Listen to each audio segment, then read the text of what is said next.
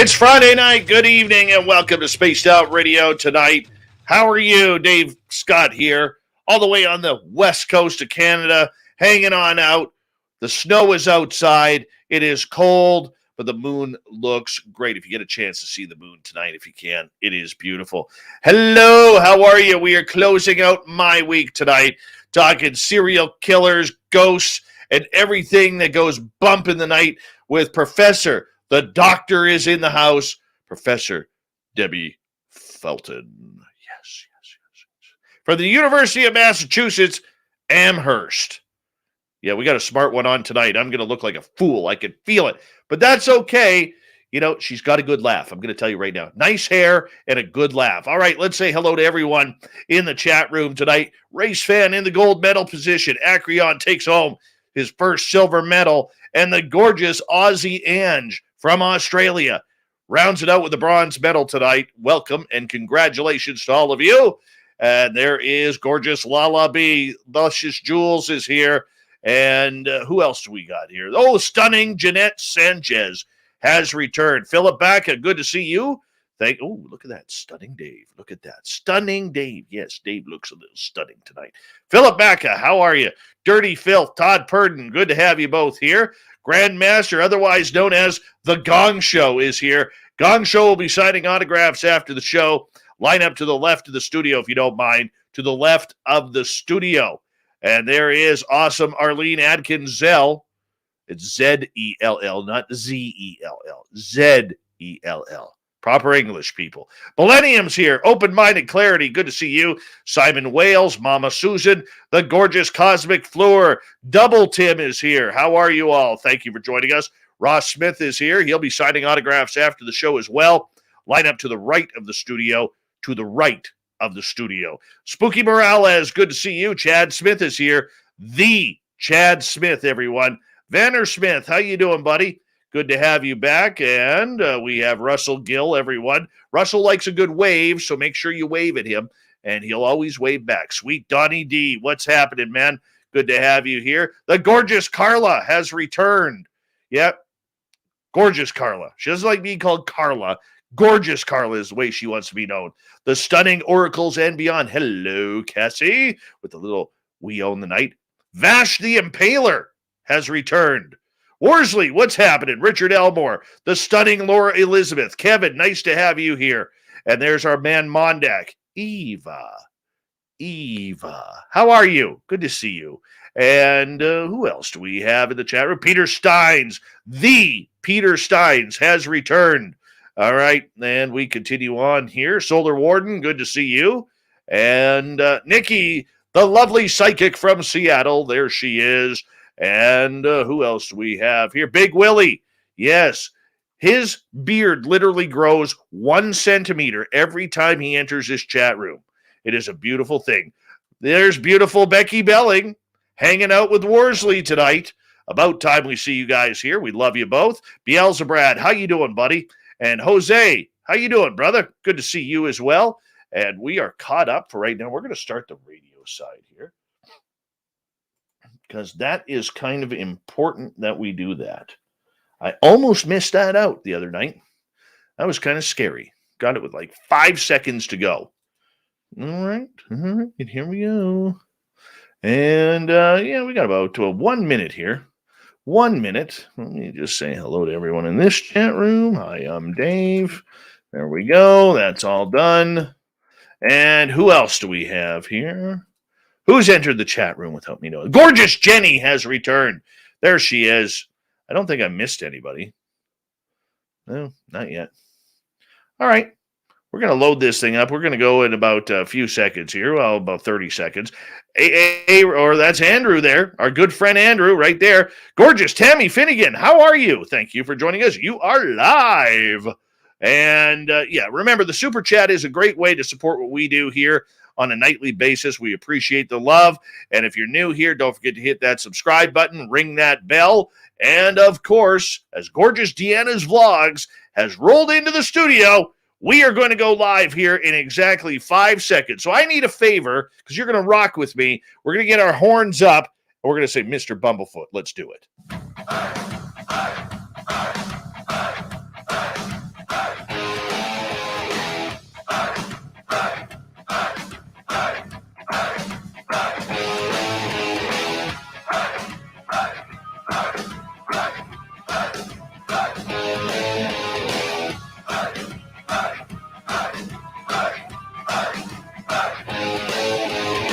From the mountains of central British Columbia to you listening around the world, this, my friends, is Spaced Out Radio.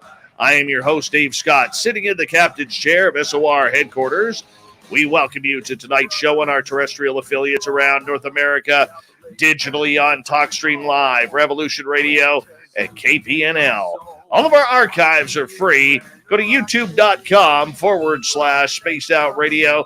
Do old Davey the favor. Hit that subscribe button. You can follow us on Twitter at Spaced Out Radio, Instagram, Spaced Out Radio Show, and now on TikTok at Spaced Out Radio. Our website is spacedoutradio.com. We have a plethora of features for you. Rock out to Bumblefoot. Read Shirky Poo's Newswire. Check out our swag as well. Tonight's show is brought to you by Chive Charities. Help make the world 10% happier by visiting Chive Charities today. You can find them on our website.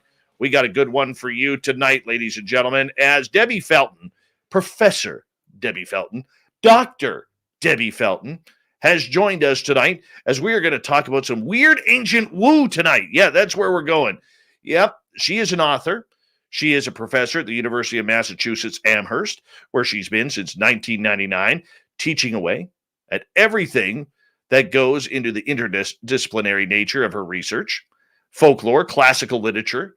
Yep, she is a smart one. She has also contributed to many books, including the Oxford Handbook of Monsters in Classical Myth. And we're going to get into things that we really don't talk about on this show. Serial killers from ancient times, ghost stories of ancient history. I'm telling you, we are going down a path for the first time here. This is virgin territory for what we are doing. And I'm actually kind of excited about this. I'm just going to shut up here. Bring on Debbie Felton. Welcome to Spaced Out Radio for the first time. How are you? I'm okay, Dave. Thanks for having me on. Well, we're glad you're here as well because, we're going to have a good time with this tonight. When we think paranormal, when we think supernatural, things weird, we don't go back to literally ancient history here to study that the weirdness has been happening since the creation of humankind, to be honest. Yeah, I agree. I'm just, given your intro, I feel like I need to go out and find the ancient, Bigfoot now. Please do. Please do. That would help me out a lot because maybe he would give you a tip of where I could go looking in the forest here. I need some Bigfoot time. And, somebody did actually write a paper on UFOs in the ancient world. I wish it had been me, but it wasn't. No, I got to ask you, as I want our audience to get to know you. We'll get into all the good stuff a little bit later in the show, but what really intrigues you about ancient history and the weirdness of it all? Well, okay, that's a good question. I don't think anyone's ever actually asked me that exact question before. Well, I am a professional. Yes, I am a professional. Yes. And so the thing is that I think that my field, which is the field of classics, has this reputation for being like overly stodgy. And you think, oh, Cicero and political speeches, or unfortunately these days, my field tends to be associated with white supremacy, which is completely wrong, but we won't get into that right now. But what I wanted to do was show people that really there's a lot of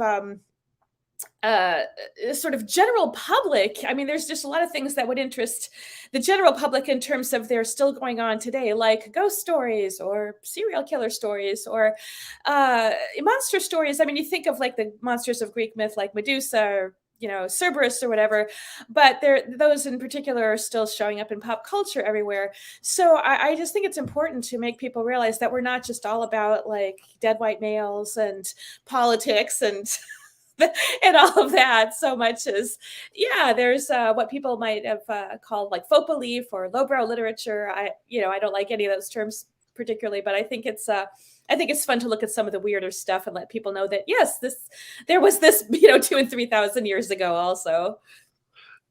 The paranormal has always been something that is very intriguing, and we can never tell where it started, where it began. Is it life after death? Is it from different timelines? Is it imagination? There are so many different theories that are out there about what the paranormal is. And the fact that, there are reports going back to ancient times regarding the supernatural phenomena, I'm wondering, like, how do you even start studying all of this? What led you down this path? Oh, well, it's another tough question because what we think of as the supernatural or the paranormal was sort of to a certain extent thought of as part of everyday life back then because they were polytheistic societies. The Greeks and the Romans, they believed in multiple gods. A lot of things in nature that they couldn't explain by their science at the time, they would attribute to the gods. And it was more part of everyday life in a certain sense than maybe it is now. I mean, even people, there are a lot of people with different beliefs now, like believe in gods, different religions, and all of that. But things like showers of stones, for example, that we can now maybe explain by science, or a rain of frogs, they were swooped up by, a microburst and dropped somewhere else. Those were the sorts of things that they thought were definitely paranormal or supernatural in antiquity, but we maybe have, more rational explanations now. So there's a definite difference in terms of what they might have thought of as unusual. But sure, I mean, there were people that believed in life after death and spirits that couldn't cross over and needed to be at rest before they could cross over. And there were definitely the equivalent of serial mutilation murders and just all sorts of weird things, reports of odd things in the sky. As I said, somebody did actually write a paper on UFOs in antiquity. So there's all the same stuff. It was there thousands of years ago. That's all I'm trying to say. If we look at classic Greek and Roman literature and history, there are a lot of cryptid type creatures that are in there, from goat men to what's the name, the animal with the bull head or the buffalo head, and then the human, the Minotaur. The Minotaurs and Yeah. everything like that. Were these creatures actually real, or were they something that was made out of just somebody's imagination back then? I think it depends who you talk to. If you talk to somebody like Adrienne Mayer, she will tell you that maybe some of them were based on dinosaur fossils or ice age mammal fossils, for example, like a triceratops or a protoceratops. Protoceratops could have inspired the griffin with its sort of hooked beak. But even some of the ancient Greeks thought that those hybrid creatures were ridiculous and that nature couldn't possibly produce anything like that because it wouldn't make sense. So there were rational explanations, again, even 2,000 years ago, as far as all of that goes. So I think, even antiquity, they were taking them sort of metaphorically as opposed to literally. And some of them definitely were trying to explain them away by saying, oh, the Sphinx that kept killing the young men of Thebes was really just a robber bandit who would come down from the mountains and kill travelers on the way in and out of Thebes.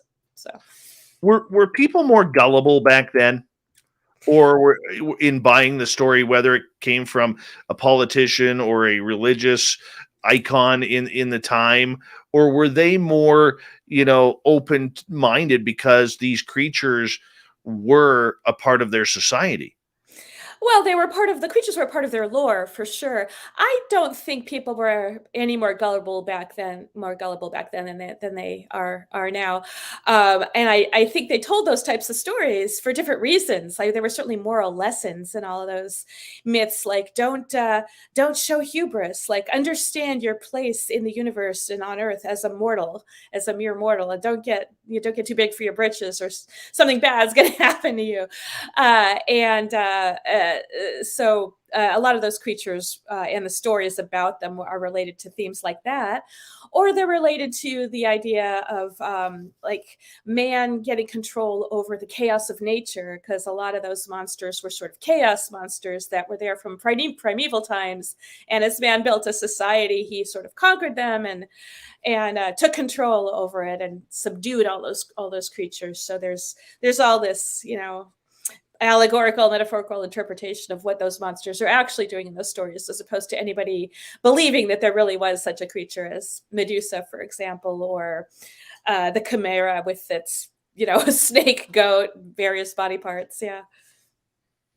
I want to ask you, in regards to yourself personally, when you decided to go down this path and learn about these really cool ancient stories that are all but forgotten, was there one particular story that really captivated you that led you down this path? There was actually. It was a ghost story. So when I was still a student, one of my teachers had us read a haunted house story by an author called Pliny the Younger. And it was just a story he wrote in a letter to a friend of his that we have his letters to his friends. And I still remember this because it was just the reason he had us read the story had nothing to do with the actual content of the story. This was in a Latin composition class. We were practicing writing in Latin so that we would understand Latin grammar better. And he thought that this particular story was a great example of different use of verb tenses. Meanwhile, I was reading the story going, there's a ghost rattling chains in here. Why are we talking about that? Why are we talking about the skeleton that was found in the courtyard? Why are we talking about verb tenses instead of this haunted house? So I decided to go off and investigate the haunted house story and find out whether there were more like it in the ancient world. And there were a bunch of other ghost stories also. But people were sort of skeptical about my doing research into that because they were like, well, ghost stories, that's not serious scholarship. No, let's just say I had trouble getting a job. I can see that. That's why you're a teacher today. I'm teasing. I really am. No, I'm not. Yes, I am. But I want to ask you though. Did you always have an interest in the paranormal and supernatural? Was it something you grew up with? Were you a Comic-Con type kid or a sci-fi type kid growing up? Well, I'm going to say yes to that. I mean, I don't know if Comic-Con was a thing when I was young because that was a really long time ago. But I did grow up reading ghost stories and watching Star Trek and all those movies from the 50s with the, like giant insects like them, which was one of my favorites. And just all those UFO movies and monster movies from the 50s. And 60s and reading a bunch of sci-fi in college and all that. So yeah, I've been interested since I was in grammar school. Very cool. Okay, so the fact that you have an interest in these subjects, in your present day life, were you ever kind of hanging out and doing paranormal investigations or learning more about ghosts, or was this strictly about academia? I would say it was more, I was interested in ghost stories, like as a literary genre. So yeah, it's kind of nerdy academic stuff, I guess, because I don't, personally, I find it hard to believe in ghosts, and I haven't had any experiences myself, which doesn't mean that it's not a possibility. It just means that it's difficult for me personally to get to the point of believing heavily in something like that. So I was interested in the stories that people told and why they told them.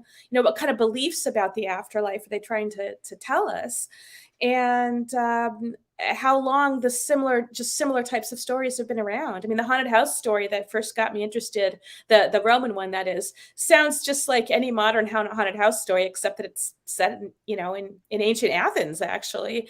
If you didn't have the name Athens in there, you'd have trouble telling that it was a 2,000-year-old ghost story. Okay. So let me ask you this then. If you have a tough time believing in the paranormal and supernatural, why do you find it so intriguing to study it? I don't know. I mean, that's I'm not even sure I have a good answer for that. I like the atmospheres that are created in the literary ghost stories, but I also like urban legends, right? And I mean, just if there's a house that's supposed to be haunted, I think that's kind of neat, even if I can't sense the ghost or see the ghost myself. I like local ghost stories all over the world, and in addition to the literary ghost stories. But there's just there's something about the atmosphere. What I don't like as much are in-your-face slasher movies, for example. So there's just something about the eerie and uncanny atmosphere of a lot of ghost stories, and the creepy settings, like, the deserted old mansion with too many rooms or that kind of thing, or the woman in white or whatever this is behind me, that's just a picture by a local artist. It's not specifically a woman in white or anything, but it's a ghost, in a stairway. So yeah, it's a little hard to tell. I've liked them since I was little, and it was my dad that got me interested in them. So there's probably like, oh, my dad liked them, I like them. So there's a family bond there too. Okay. I'm going to get you to meet up with our weekend host, Lynn Wallington, because she's in Salem. Oh, yeah. I was just there back in August. I am so going to get you two to meet up because she'll take you to some paranormal woo. She That will would be take you cool. right down that street because I think it's intriguing. Like here you are studying all of this and you're still unsure on an educational level whether or not the paranormal is real. So do you believe in life after death or any type of different realms? It's really tough for me to believe that. I mean, the idea of eternal non-existence is pretty terrifying, but yeah, I think I'm too much of a rationalist. I didn't grow up in a super religious household, so I didn't grow up, with the concepts of heaven or hell or eternal much of anything. So that may have something to do with why it's more difficult for me personally to feel strongly that there must be something. It'd be nice if there were something. Do you want there to be something? I don't know. Eternal anything is so tough a concept to grasp. I mean, you read all these stories about people who are offered eternal life and they don't accept it because it would be boring. It would take the meaning out of life. But if it's an afterlife, I don't know how you would deal with that same problem, really. So are you saying then that you're going to ruin the dream of this show right now and say that there are no immortals walking this planet? I'm not going to say that. I don't know for sure. You just asked me what I believed. I'm not saying that, I know because I don't know. What about aliens? Yeah, that would be really cool. I guess, unless they're out to get us, which, if they're smart, they'll just stay away because, like, there's nothing for them here. No. When you're going to deal with listeners like PBR in our chat room, it's obvious that they're not going to, they're going to look at that. They're going to turn right around and say, wrong place, wrong time.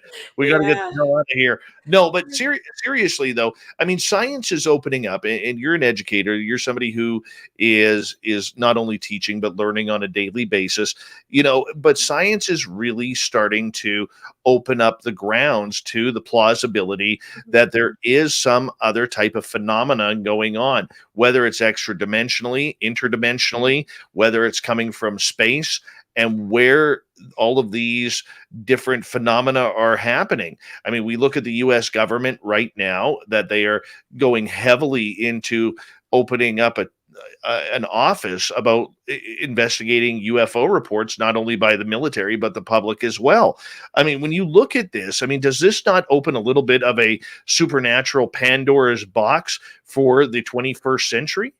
Would it really be supernatural if it's just extraterrestrial life? Not if it's all connected. Oh, okay. I see what you're saying. Yeah. No, I mean, I certainly, personally, I absolutely do not rule out the possibility of extraterrestrial life. It seems like, it's such a big universe. What the chances of, us contacting it or it contacting us still seems kind of remote, but I know it's been more of a possibility recently with those reports. I'm just like, are those probes from another planet, that the military are basically running into? I mean, we still don't know, but it's going to be interesting to find out. What if And they also, it would be a good thing. It would be, I mean, again, it depends if they're out to destroy us, but it would be a good thing if there is more life out there, because it means that not all civilizations end up destroying themselves before they get a chance to go out and explore deep into space. But what if they're already here? Yeah, that's possible too. What if, I'm not into the lizard people theory, but oh, come on. you know. You look like you'd enjoy a cocktail with some reptilians. But nothing wrong with the sort of Star Trek Prime Directive kind of approach. Yes, and that's why we need more Captain Kirks out there who will take No, take one for the Picard. I'm sorry. No, don't start the Kirk versus Picard debate. I'm going to just admit something to you right now. I'm 48 years old and I have never watched an episode of Star Trek. I'm that guy Well, that's just disgraceful. I'm sorry. talking about all this woo, and I've never seen Star Trek or Doctor Who or even the X-Files. Well, I'm older than you, and so I might have grown up with a little more of that. Like, I was actually a kid when Star Trek was on its first run, so the original generation. I would have never thought that. I would have never thought that. I'm not saying I watched it the first time around, but I was definitely alive when it was first on. I think I watched it in reruns, but yeah. But do you believe, though, as we are progressing down this road, and we're going to get more into the history of everything with serial killers and of ancient times and strange mass deaths and plagues and everything that kind of goes along those lines, which I find kind of bizarre, but still cool nonetheless. Do you think, though, that history repeats itself within civilizations? Repeats itself in what sense? Just in regards to, this Like is the we're a violent society. like the We've rise and fall of empires, absolutely. that kind of thing? Yeah, I'm afraid so. Yes, I think history repeats itself. I don't think we learn enough from the past. Yeah. Do we forget the past too quickly? I don't know if it's a question of forgetting so much as ignoring. Uh, but also, I'm not much of a historian, so I'm more of a literature person. No, But I understand. yeah, I understand that, but I'm just curious in regards to the whole aspect and idea of people, because when it comes down to no matter what, whether it's history, literature, music, or whatever, it always still comes down to people. mhm. Yeah, and I think that people can be slow to learn, myself included, and to take lessons from the past or to be overconfident about thinking we can do it better or we can solve that problem that no one else has solved. And yeah, so we run into problems and we don't learn our lessons. And I think there's a confirmation bias that a lot of us have, that we're so very unwilling to accept other people's points of view as being possibly right. Like, why can't there be two differing opinions and their opinions? So that's okay, as opposed to one of them has to be right and one of them has to be wrong. So yeah, I think we run into a lot of trouble because of that. Well, I mean, history shows that that is a technique that we're really good at. We're really good Especially at. lately. Yeah, no kidding. No kidding. By the way, Yeah. you're not even Canadian and you're wearing plaid tonight. I'm I offended. am. Well, I mean, I am in Massachusetts, so I'm only 4 hours away from Montreal. Plus, it's LL Bean country here, so I got my flannel. Yeah. I bet you could cut a tree like anything. Dead tree. Dead tree. Yeah, I don't think so. No, I mean, I wouldn't wanna do that to a tree. They're our Dead- friends, we need them. Not the dead ones. The dead ones cause forest fires. Well, Gotta that's true. gotta But, get rid. yeah, we could use some wood for the winter, now that I think about it. I do I, have an axe in my garage, I just haven't used it in a while. I got a wood splitter. Uh, Yeah, we're, see, we're that's what I don't have. I have the axe, but not the wood splitter, so yeah. You need one. They're yeah, I very do.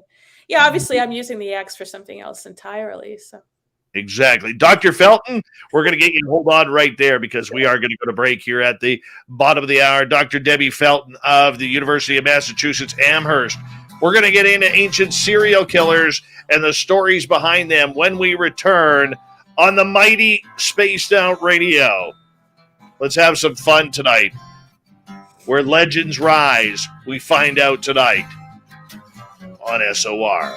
Stay tuned.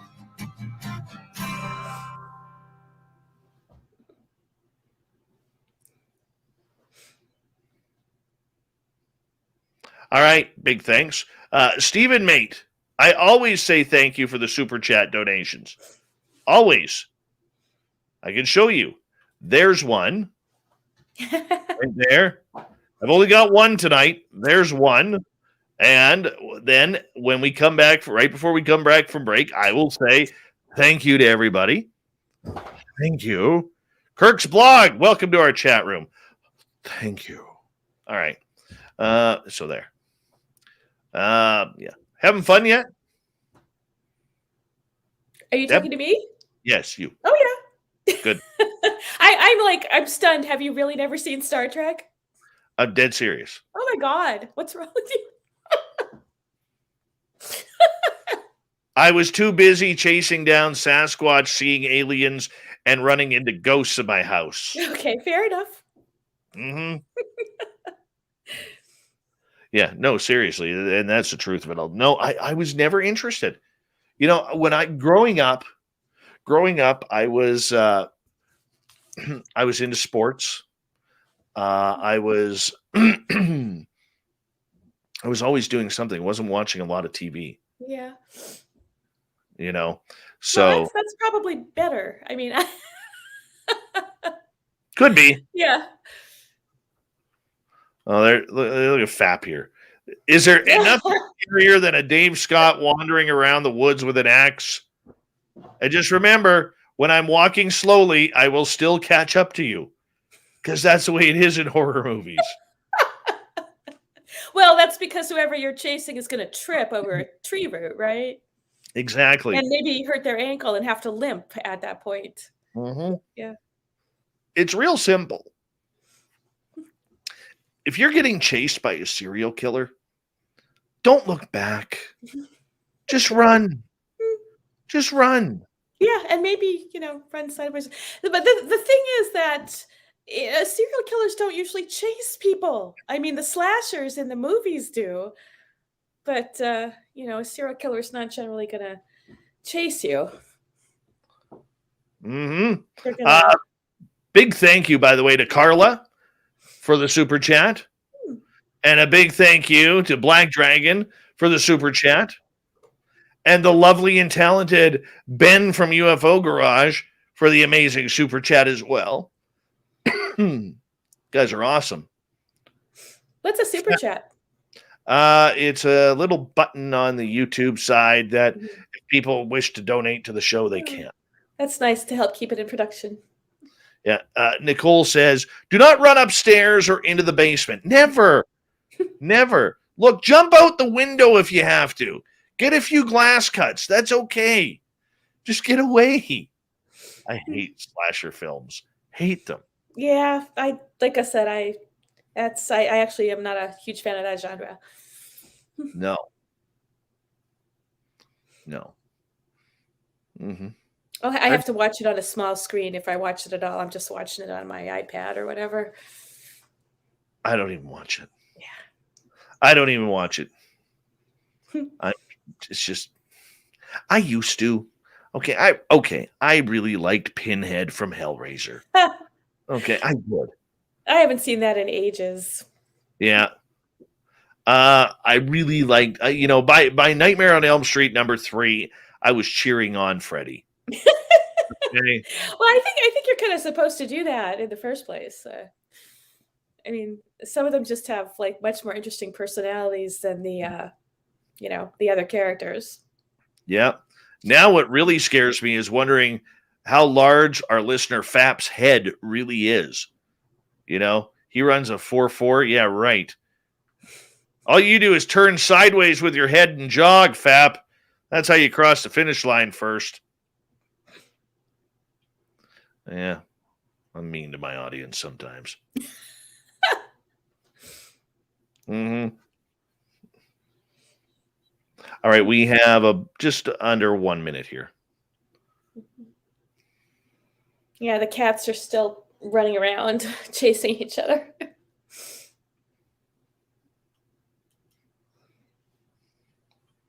That's okay. We allow cats around here. Well, let's see. There's my brother Eugene in Philadelphia.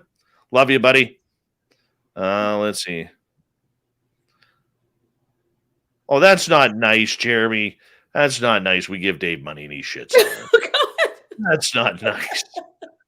Well, you said you were being mean to them, so what do you I know. It just makes me feel bad now. Oh. Now my anxiety is full throttle. Thank you, Fapster, for the awesome super chat. Really appreciate it. Love you, man. All right, here we go.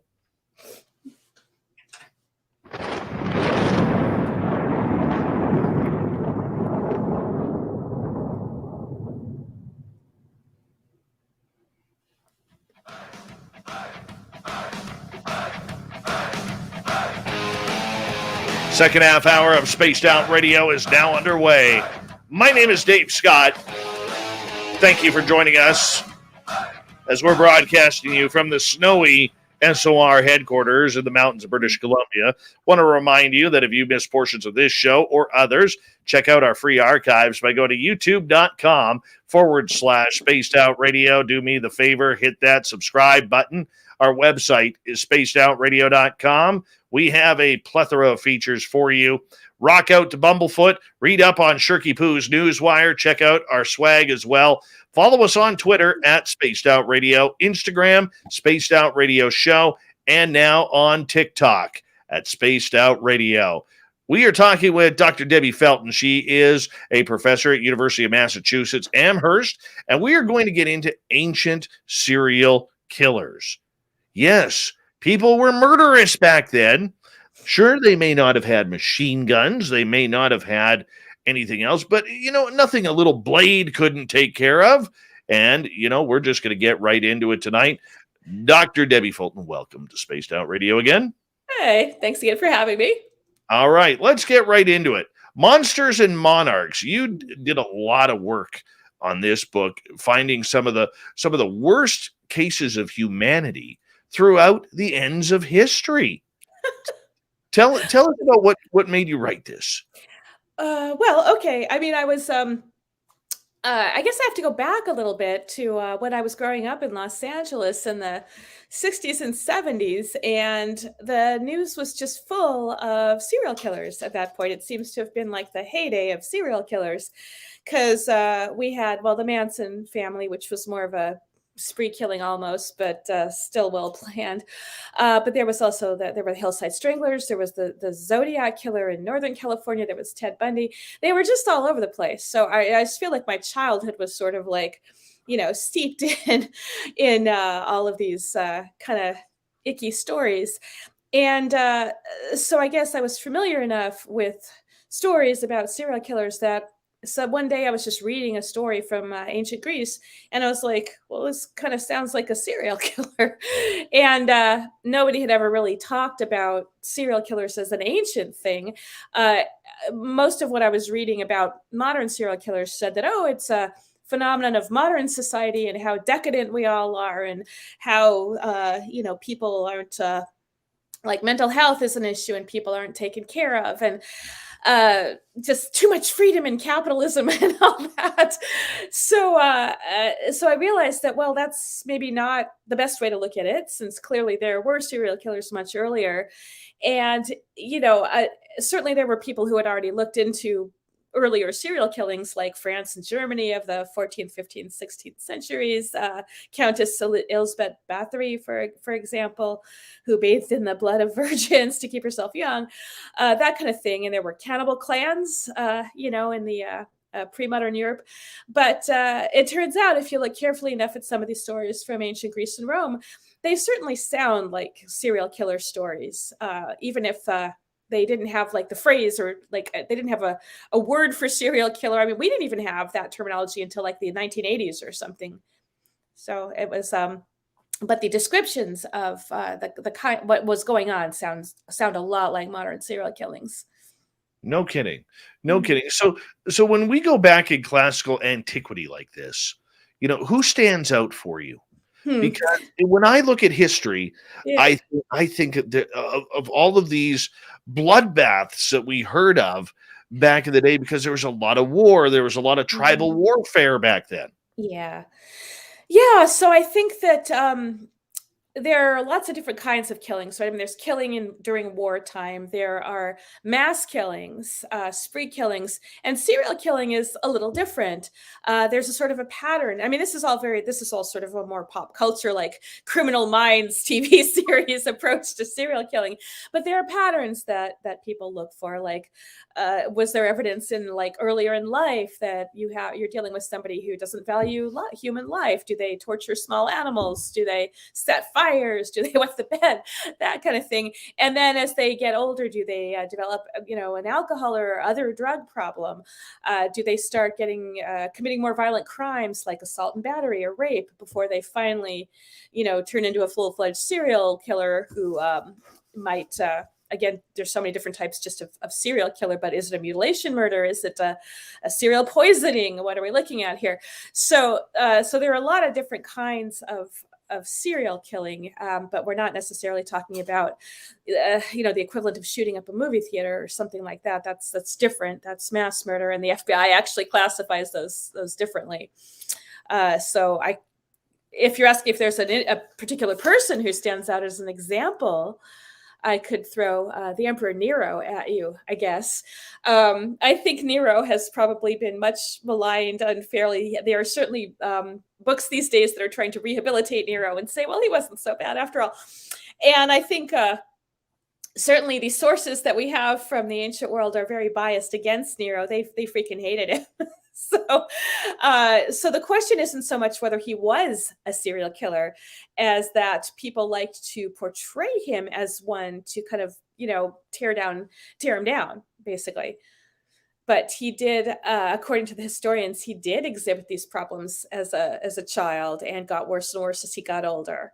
So he seems to follow the, like I say, the sort of typical pattern of a serial killer that you hear about, at least in pop culture versions, but also a little bit in terms of what the FBI crime classification manual has to say about it.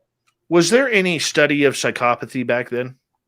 You mean contemporary with the time period? Yes. It wasn't. I wouldn't say that there was anything like what we would consider specifically studying someone's mental state and mental illness. I mean, well, actually, that's not fair because there are some medical texts that did study insanity, and there's a lot of new work being done on that. But in terms of psychopathy specifically, I think there's still a lot of work to be done. And this is the thing with Nero, that his psychopathy or the psychology that they look at that's presented in the sources, even if it's not recognized as psychology, it still says, oh, he had an absent father, an abusive mother, cold, uncaring mother, was always trying to win her approval. So the sources actually say that. They're like, he kept trying to get, his mother's attention, and she just didn't pay him attention. And so he acted out. So we do have these descriptions in some of the ancient historians of characters like Nero that, I mean, I wouldn't say they're trying to explain or excuse the behavior, but they are noticing that there were issues. So there was no field of psychology back then, but there are descriptions that we can use a little bit of to sort of say, oh, well, look, there's that pattern that sounds familiar. All right. So if we go back to ancient Greece, were there any, I guess, finding a serial killer or somebody along those lines would be tough because the investigative techniques were so primitive back then. Yeah, there wouldn't even be much of an investigation, really. I mean, there was no police force, there were no forensics, right? I mean, there were no fingerprinting, nothing like that, no being able to trace poisons. And so basically, unless you had witnesses or you actually found something in someone's house that indicated, yeah, they're the ones who killed the neighbor, there wasn't sort of criminal investigation the way we think of it. There was, again, no police. It was sort of neighborhood watch was really more what you had. And so there's another example from a little later than Nero where someone has basically been caught and put on trial for being a highway murderer. And that was actually an issue in the Roman Empire, were just highway bandits. The Roman Empire was so vast that there would be these bands of bandits, who would rob travelers, sometimes kill them. But this particular case, which I should say is a fictional case, but evidently based on some real cases. In this instance, it's one person who was not working as part of a band of robbers. And he didn't just rob and kill people. He absolutely mutilated their bodies and in a lot of cases hid them so that people didn't even know what had happened to their relatives. And he just happened to slip up and be caught finally. And the prosecution speech in this sample case says things like, nobody would have thought that he was capable of such crimes. He was so mild-mannered and polite, in public, sort of like but my neighbor was so nice. I didn't think he had like 15 bodies buried in his basement. So the stereotype of the nice neighbor was there, 2000 years ago also. And the description continues with, well, you know what? You know how he ended up like this? He got away with a bunch of crimes when he was younger, but realize now that he was the one who like committed all those robberies, and he committed rape, and he, stole things. And because he got away with all that, he has turned into the murderer that we now know him to be. So, again, this sort of pattern, a little bit of the psychological background without actually calling it a psychological background as far as the ancient sources go. And just an awareness that serial mutilation murder did happen, and that the highways were often a place where it happened if it was going to happen. Because just like today, it's so much easier to get away with it when people are out traveling and you're out on the road also. It's a lot harder to find the bodies. It's a lot harder to trace back who did it. Oh, I understand all too well. My town where I live is actually the start at the beginning of the Highway of Tears. Oh my God. Okay, I was wondering if that's where you were going with that. Yeah. Yeah. So that's the Canadian one, where there were so many people vanished, and it looks like more than one person was responsible for. I mean, there were so many people that vanished, and they seem to have pinned it on one person, but then there's other ones that they think someone else might have done, if I'm remembering that one right. Yeah, they believe it's multiple people, but the weird part about it is it's still going on. That's the problem that they're having right now, is trying to figure out, okay, if we've linked this person to say 4 bodies, this person to 8. They believe that it could be long haul truckers who are doing it, especially making the hauls into Alaska. Yeah, no, that's the problem with the roads, down. Sorry, cat. That's okay. Cats are allowed. With the road, the highway murders in the U.S. also, so many of the killers are named after the roads where the bodies are found, like the I-94 killer or whatever, or the Green River killer, because the bodies were found all along the road by the Green River. And the FBI started the really poorly named serial killers highway initiative. It's sort of like, are you trying to encourage them to go out and kill on the highways? Is that what you mean with a name like that? But the point is that the FBI realized that a lot more had to be done to pay attention to what was going on the highways in terms of that being a ground for serial killers. Very true. Very true. Professor Debbie Felton is here tonight on Spaced Out Radio, Ancient Serial Killers. I've been looking up some leading up to this show. I was looking up some, and in Greek mythology, there was a gentleman named Procrustes who was claimed to be a serial killer, a rogue smith and bandit, superficial charm to charm the ladies and the men. Nobody ever suspected him of doing anything woeful and mad, but here he was, one of the most prolific serial killers of the time. What do we know about him? Not a lot. I think you've actually said more than our ancient sources actually have to tell us. So he's certainly he's a character from myth. But again, part of the issue seems to be that some of these characters in myth are based on actual people or actual crimes. We're never going to be able to prove it. But Procrustes is an especially good example because he's another one of these sort of roadway bandits, but he doesn't roam the way that some of them do, like on horseback or whatnot. Procrustes had a little home off the side of the road there. And what he would do is he would look for vulnerable travelers who were tired. It was miles, to the next city. And people who were traveling on this road were particularly vulnerable if they were traveling by themselves. So he seemed to target lone travelers, usually men. Well, to be fair, women weren't out on the roads by themselves back then. But anyway, so he would approach somebody on the road and say, "You look tired. I got a house back here, for a small sum. I'll give you dinner and a bed." And, he, like you said, he seemed friendly enough, nice enough, just wanted a little bit for his bed and breakfast, basically. And the traveler would go back with Procrustes to his little house. And the problem was that once they got there, Procrustes would tie the man to the bed. And if his limbs were too long for the bed, Procrustes would chop them off or saw them off, a saw or an axe. And if the limbs were too short for the bed, Procrusteus would take this giant mallet and hammer out the legs so that they became, the bones broke and you could just stretch the legs out to fit the bed. So he either had two different beds or one bed and made everybody fit. There are multiple versions of the story. So this is the neat thing about Greek myths, is there are variant versions of some of the smaller stories.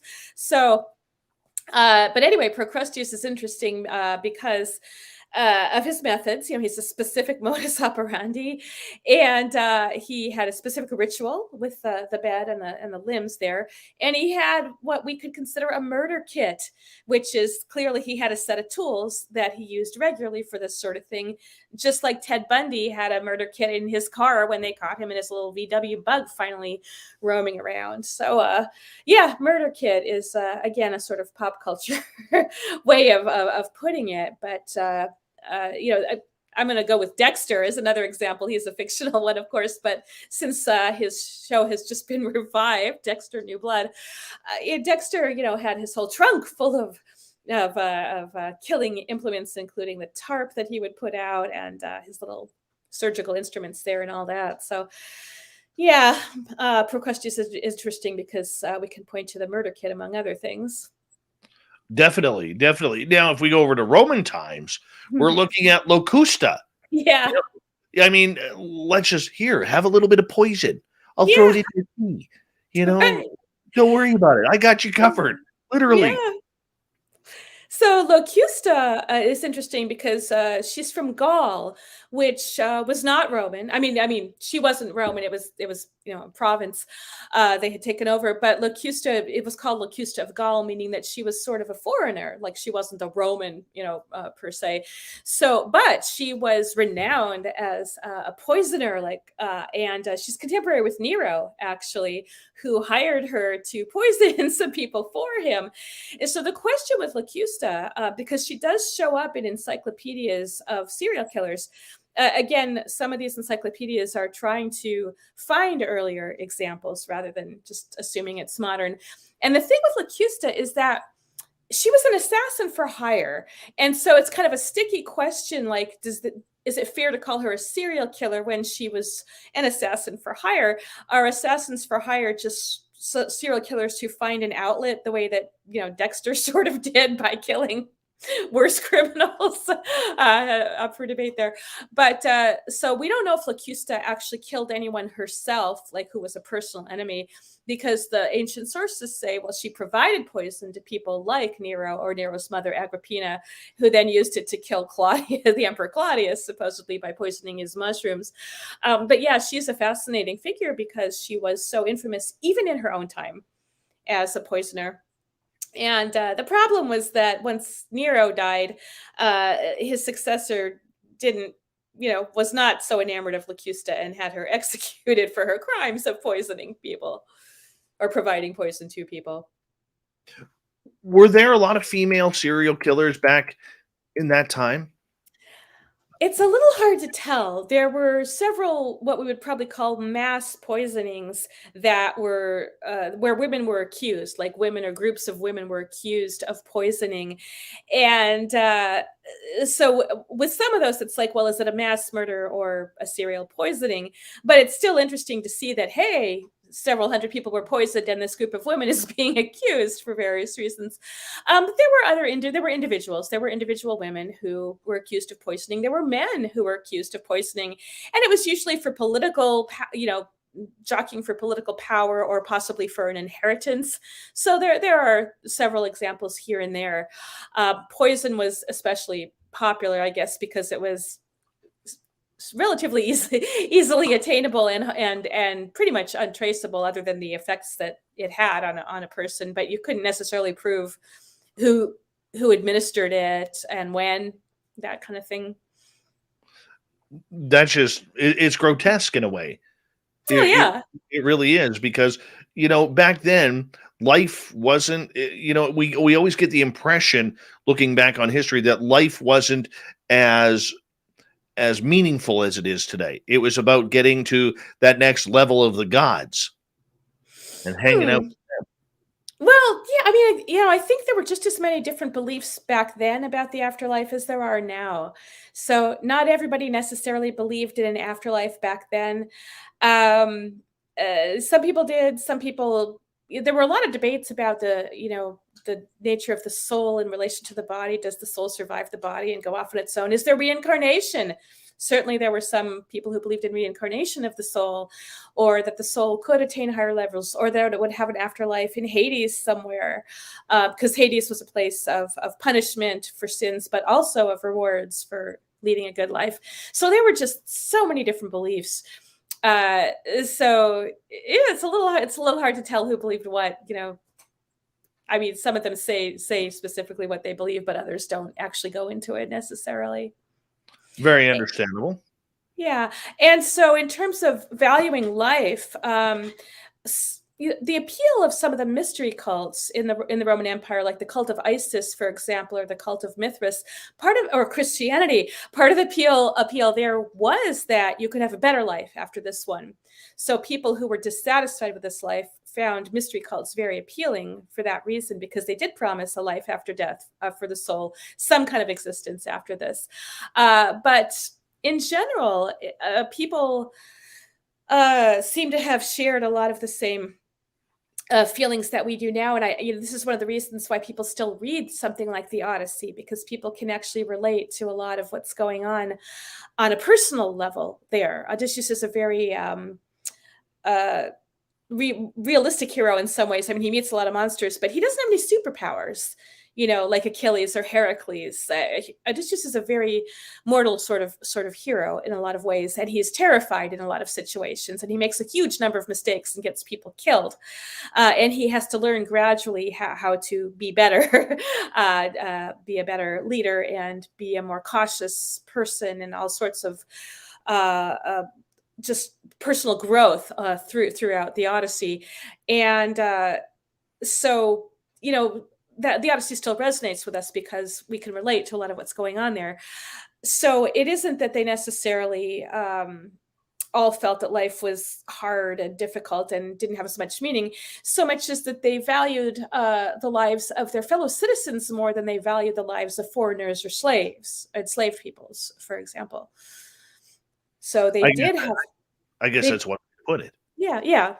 And they did have homicide laws. They developed different kinds of homicide laws over time, but they never recognized what we would call serial murder as a separate thing.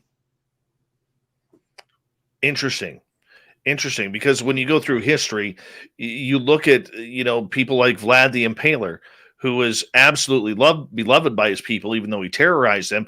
But I mean, there was somebody who would mock the other, countries that were trying to invade, or other armies that were trying to invade. Genghis Khan did along the exact same lines as well. I mean, there's a lot of bloodshed that has gone on in regards to this, but we're going to have to wait on that because we got to go to break at the top of the hour. Hard to believe we're already an hour into this show. This show is cruising right along tonight. Dr. Debbie Felton from the University of Massachusetts at Amherst, and we are talking serial killers of ancient times. What were they thinking? Why was there so much bloodshed? Did they even care who they were actually murdering at that time? Slaves, innocent people, women, men. Did it really matter? Yes, we are a violent society going back a few years, right through today. No wonder we always have troubles. Oh, gives me shivers just thinking about it. It's depressing. It is. It is. Dr. Debbie Felton on Spaced Out Radio. We continue with Hour 2 next.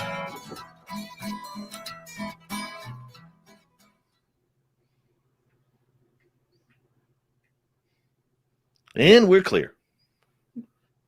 That's fun times. Fun time. Are you standing? I am standing. Is you wondering why I'm moving around so much? Well, I thought maybe you were giving us a little jig or a dance or something. No, I just spend too much time sitting, so I try to. I'm at the computer way too freaking much in terms of the work that I have to do, is, including teaching prep and grading. And I just got to stand up sometimes. And I'll blame you. the space that I have here is not super conducive to sitting. So just as well. I hope I'm not making anybody seasick by. No, I'm not at all. Yeah, I'm just like switching off feet here, and that's okay. You're allowed. Inadvertently doing a legit. I'm going to tell you right now, if you sit down, we're not going to be able to see you. I know. You can see the top of my head. Perfect. That's all we need. All we need. Yeah. Good times. Good times. Are you having fun so far? Sure. I think this is my 13th interview since mid-August. So I'm starting to get used to it. Awesome. Awesome. And I'm not a super formal person, so. Now I can't wait till at the bottom of the next hour we're going to get into some serious woo with you. Serious woo. We're going to mess you up. Oh, great, because I'll be like barely conscious by then. Perfect. Yeah, it's another reason for me to stand up so that I don't like. You're going to go to work on Monday and you're going to be like, this idiot Canadian was just. I still got a headache. No. I know what I'm getting myself into with some of these. There's been some. Paranormal Karen had me on, and what was it? California Haunts. I don't know any of them. Yeah, no, there's just up and down the West Coast. There's there's just all sorts of interesting stations and podcasts, and I don't know how. I think was it Klaus? Klaus? Klaus. Yeah, Klaus. Okay. He, I guess, had come across Locusta of Gaul and did some research and stumbled across my book that way. Yeah. Because I'm not sure how some of these people ended up, some of these podcasts and radio stations ended up hearing about me, because the press that published my book doesn't do any publicity. And I don't, the university didn't put out anything. And I may have contacted a couple of people just who were friends, but we found you nonetheless. Yeah, okay. Klaus is a digger. Awesome. He's from Edmonton. He's used to digging in the tundra. By the way, how much snow do you have? About 1.5 inches right now. Oh, okay. Yeah, I think we've had some flurries, but I don't think we're going to get too much yet. A little bit higher up in the elevation, there's about 3 inches. Wow. So it's starting. Yeah. Starting. The snow I have here now will be here in April. Wow. Okay. Yeah. We're at that. That's a long time. We have sometimes had some that's lasted through about the end of March, and I think we've even had flurries in early April, but not that much on the ground usually by then. Yeah, no. Right now, we're about to get cold. And then in February, the cold hits, as it does for you guys. Yeah. So you get that ocean too. We're pretty far. We're probably 120 miles inland. So. Then you're not good. Yeah, no, Boston gets it, but our winters have not been that severe. It's the whole climate change thing. We've had a lot more rain the last few years than anything else, and it snows so much less frequently than it did 20, 30 years ago. On the other hand, I'm from Los Angeles, so I didn't even see snow falling until I was like 20 or something when I started traveling. Here, it apparently, going back like 15 years, it was nothing to have like 5-6 feet of snow. Wow, feet. Yeah. Yeah. Now we'll get increments. So it'll go up to about 2.5 feet, 3 feet, then it melts down. Yeah. And then we'll get another big hit, and then it melts down, and then we get another big hit. And then in February, it all freezes because it gets really cold here to -40 Fahrenheit. Wow, we get maybe -8, -10 at the most, and that's unusual. That's t-shirt weather. Yeah. you know. Yeah. But no, otherwise it February is the month I hate. And then all of a sudden one day you wake up and it's like 10 degrees warmer. Hmm. And then the next day it's like another 5 degrees warmer. And Hmm. you're like, it's still like minus 10 out, but you're running outside with like a no jacket on because your body's acclimated to like minus 25, minus Oh 30. man, imagine being acclimated to that. Oh I yeah. was actually I was in the Arctic Circle a couple of years ago, and what was really disturbing was that it was about 10 degrees warmer there than it was Mhm. back here at the time. I was there in January, in freaking January, in the Arctic Circle, and it was about 10 degrees Fahrenheit, but it Pole was shift. Pole yeah. shift. Okay, Mhm. hold on right there. I want to say a big thank you to Fabster, Black Dragon, Carla, and Ben for the amazing super chats. We really do appreciate the love and support through the super chat on this show. Thank you to all our new subscribers tuning us in for the first time. Don't forget to hit subscribe and ring the bell so you know we're on 7 days a week. Here we go with hour 2 right now.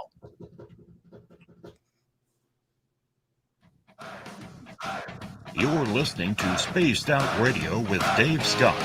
Follow Dave on Twitter at Spaced Out Radio and on Facebook, Spaced Out Radio Show. Let's do this. Hour number 2 of Spaced Out Radio tonight.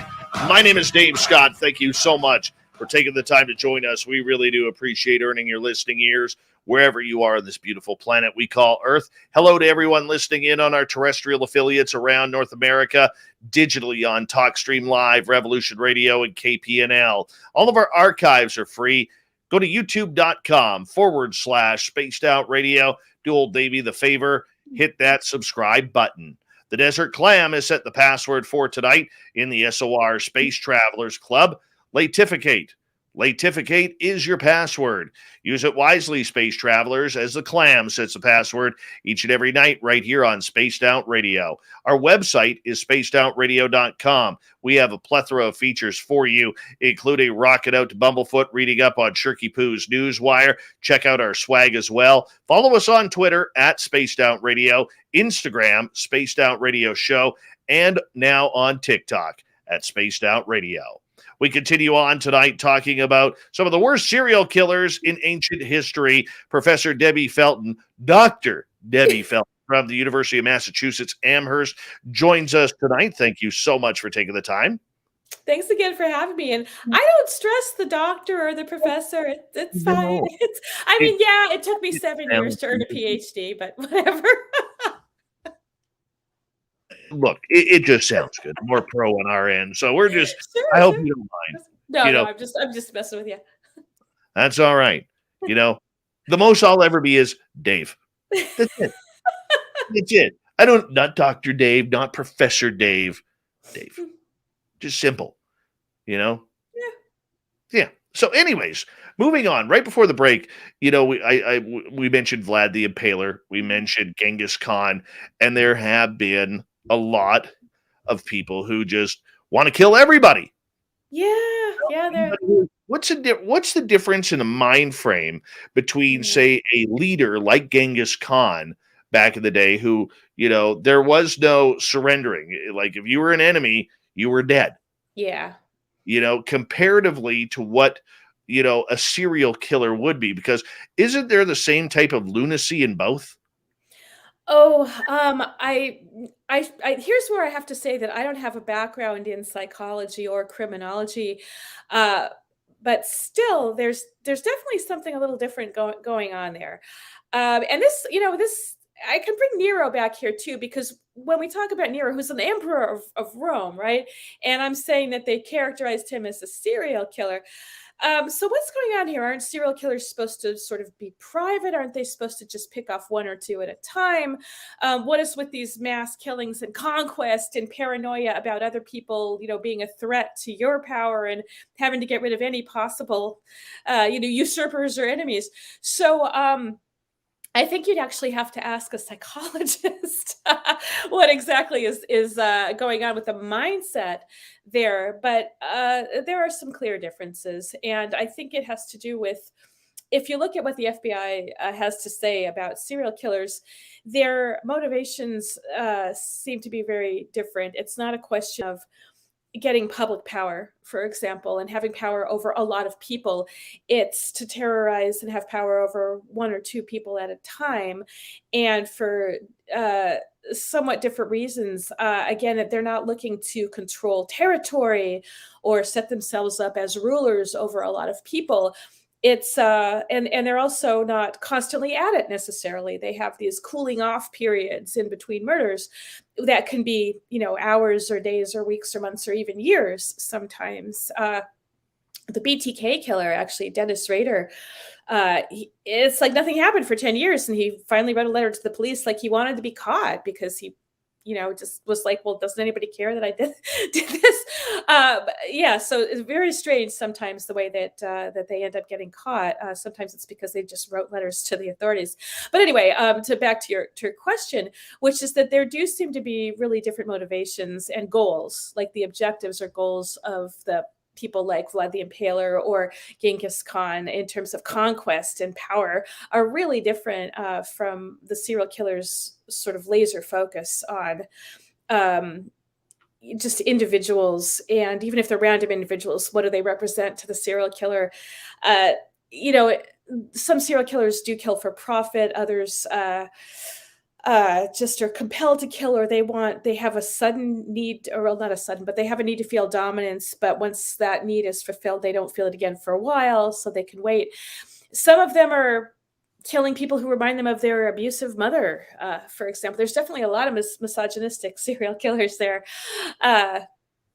And they tend to have certain victim types too. So for example, somebody might go after women who remind him of his mother, or Jack the Ripper went after prostitutes, and we still don't know why. There's a big famous unsolved serial killer case for you, just like Zodiac.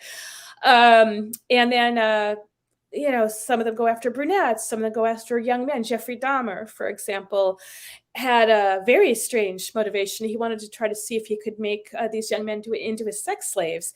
So he would lure them back to his house, and he would experiment on them. He'd drill into their brains to see if he could just sort of lobotomize them somehow. And so there are all sorts of quirky, shall we say, reasons why some of the serial killers did what they did and do what they do, as compared to massive conquest and the desire for power, very visible power and public power. For your writing then of monsters and monarchs, serial killers, and classical myth and history, I know you're not a psychologist, but did you really have to study up on the serial killers of this century in the past in order to try and figure out the attitudes of those in mythology? Well, yeah, I mean, I did. I mean, I wouldn't, I definitely don't consider myself an expert on serial killers, modern serial killers, at least, especially. But I did have to look at cases. And one of the reasons it took me so long to write this book is that it's really disturbing material. I mean, I didn't necessarily, enjoy reading some of these books about these serial killers with the graphic pictures that some of them include of, eviscerated bodies and all that. So it was kind of slow going sometimes, because this is not fun stuff. I mean, pop culture versions like Criminal Minds make it sound like there's a serial killer around every corner. And they make a big deal out of it. Like, it's, I don't know, something like maybe 1% to 3% of murder is serial killing, at least that we know of. I mean, there's probably a lot of unsolved serial murder out there, but it's definitely not as frequent as pop culture would, makes it seem. So yeah, I mean, I again, because I grew up hearing news about a lot of these modern serial killers, I went into some of them in more detail. Like, I read more about them than I had heard about initially, and got a few more details to work with in terms of what I could look for in the ancient stories, like a murder kit. That hadn't occurred to me with Procrustes until I was reading more about Ted Bundy and about Peter Sutcliffe, who was called the Yorkshire Ripper. He had a murder kit that looks, it had a saw, it had a hammer. It was like, oh, Procrustes. So, yeah. Nice and clean. Yeah, Keep it clean with those tools. The similarities were just kind of striking, I think. What did religion play as a factor in all of this? I'm not sure that the stories tell us enough about that. there is a certain ritualistic aspect to a lot of serial killing, ancient and modern. But in terms of the ancient stories in particular, there's not a connection with religion that's particularly blatant or stated in the stories at all. It has more to do with, I think, what I was saying regarding Nero and regarding that other case, that Nero had the absent father, the abusive, cold mother, and just ended up with sort of warped sensibilities about what affection was and how to get it and how to control it, say, for example. So you don't, in the ancient stories at least, you don't really see a lot of aspects of religion so much as ritual, maybe separate from religion. Well, that leads to a lot of cases where a lot of ancient religions believed in human sacrifice. Well, not so much with the Greeks and Romans, I think. Maybe in Mesoamerica. But the evidence for human sacrifice in ancient Greece is highly contested. It's very sparse and highly contested, and dates it dates farther back than, say, 5th century Greece, which is what most people think of when they think of ancient Greece, is, the Parthenon and the age of Pericles and the Persian Wars and the Peloponnesian Wars. So what evidence there is contested and a lot earlier than what you normally think of when you think of ancient Greece, I think. So that's a tough one. Yeah. All right. Tell us about Heracles and the headhunters. Okay. So there you've got shades of human sacrifice a little bit. Maybe we still don't know what's going on with some of those stories, but those do date to a lot earlier than the stories that we've been talking about so far. So Heracles, the famous strongman of Greek myth, whose father was the god Zeus, he's famous for his 12 labors, right? So he kills the Nemean lion. He goes to the end of the world and gets the golden apples of the Hesperides. He goes down to Hades and gets Cerberus. But in between and after all of those 12 labors, he has other adventures, like these side adventures. And a lot of those are encounters kind of like the one that Theseus had with Procrustes.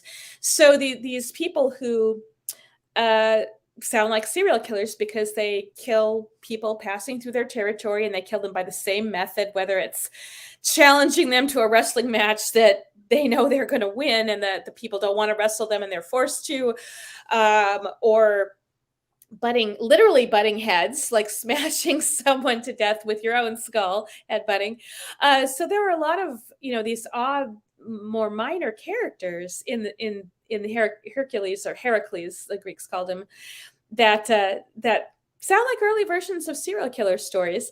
And there are at least a few of them there where the killers take the skulls of their victims as trophies. So we've got this trophy taking aspect that shows up in modern serial killing too. And what they do with those skulls is they build shrines to their fathers. So, and the fathers of a lot of these characters in myth that far back, their fathers tended to be gods. So it's a little unclear why they thought that skull shrines were the way to appease the god Poseidon, say.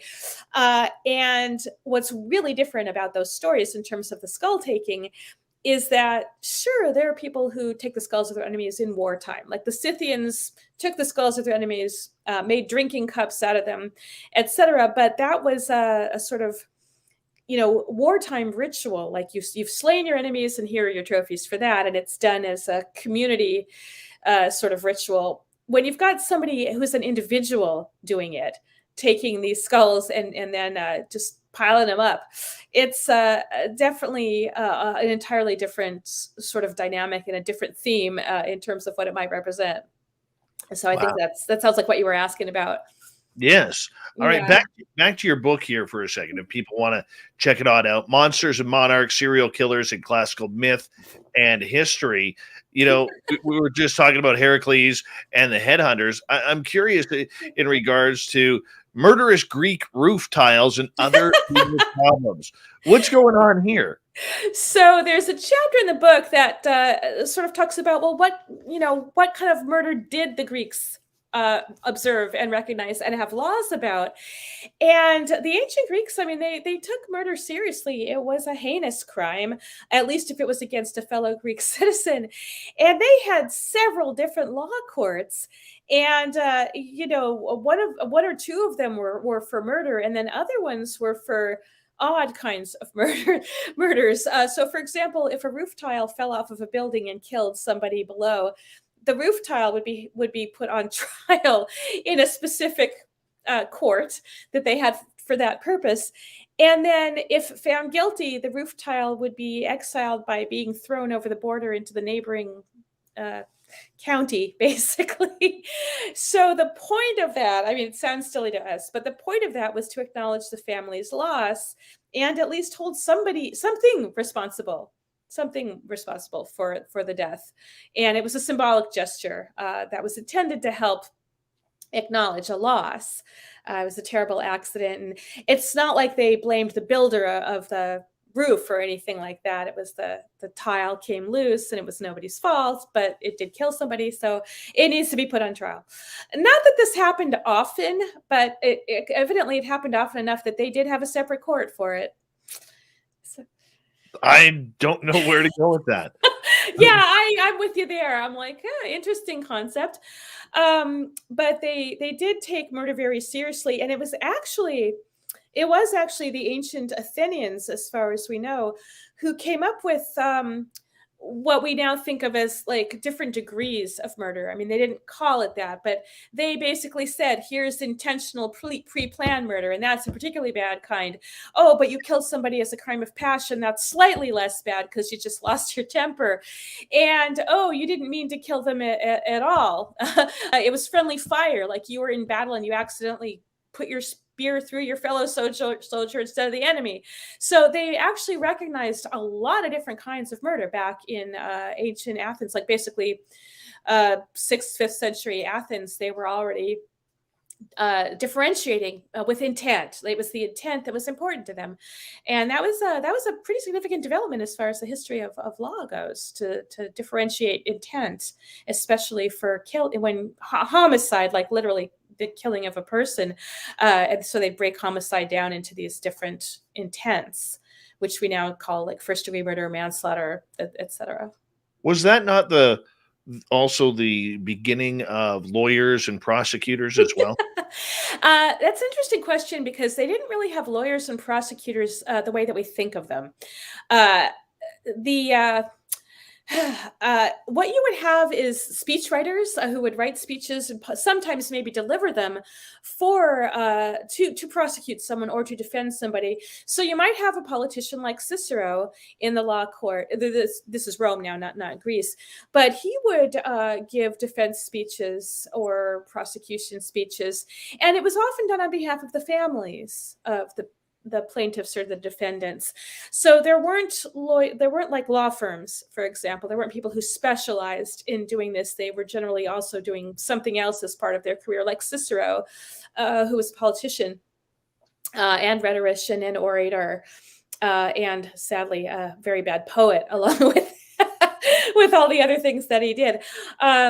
So it was a little different in that respect. And like I said, they didn't have police forces per se. They did have jails. They had guards at the jails, that kind of thing. But they didn't have everything in place that we would think of in terms of police, lawyers. They had courts, but the juries would sometimes be huge, like 501 people, for example, to make sure you had a tiebreaker. So not just 12 people, but often hundreds. What about serial killers who stalked and murdered children? Like today, they are pariahs of society. They're even pariahs in the criminal society. Yeah. Sadly, it does look like that's another crime that's just gone on for thousands of years. The instances from antiquity aren't as clear cut as some of the cases that we've already talked about with the adults and Nero or the law courts. So as far as evidence for pederastic serial killer, killing of children and or killing of children with sexual motivation behind it, deaths of children were often attributed to witches. And this was sort of a blanket explanation for the deaths of children. If there was something equivalent to, say, sudden infant death syndrome, they would blame it on witches, like, because they didn't know why the kid had died in its crib. But more disturbing was when they found the bodies of dead children, and the bodies were maybe mutilated. And so they would say a witch must have killed the child and used its body parts in magic spells. So we do have evidence like that, like an epitaph, in fact, for a young child who says, "I was killed by a witch's hand." Why would they think it was a witch if it was a 5-year-old kid? Well, the implication is that there was a mutilated body found with some bits missing. And in terms of the stories of witches in antiquity, they definitely were described as using children's body parts in magic spells. And there's another one where some witches kill a young boy.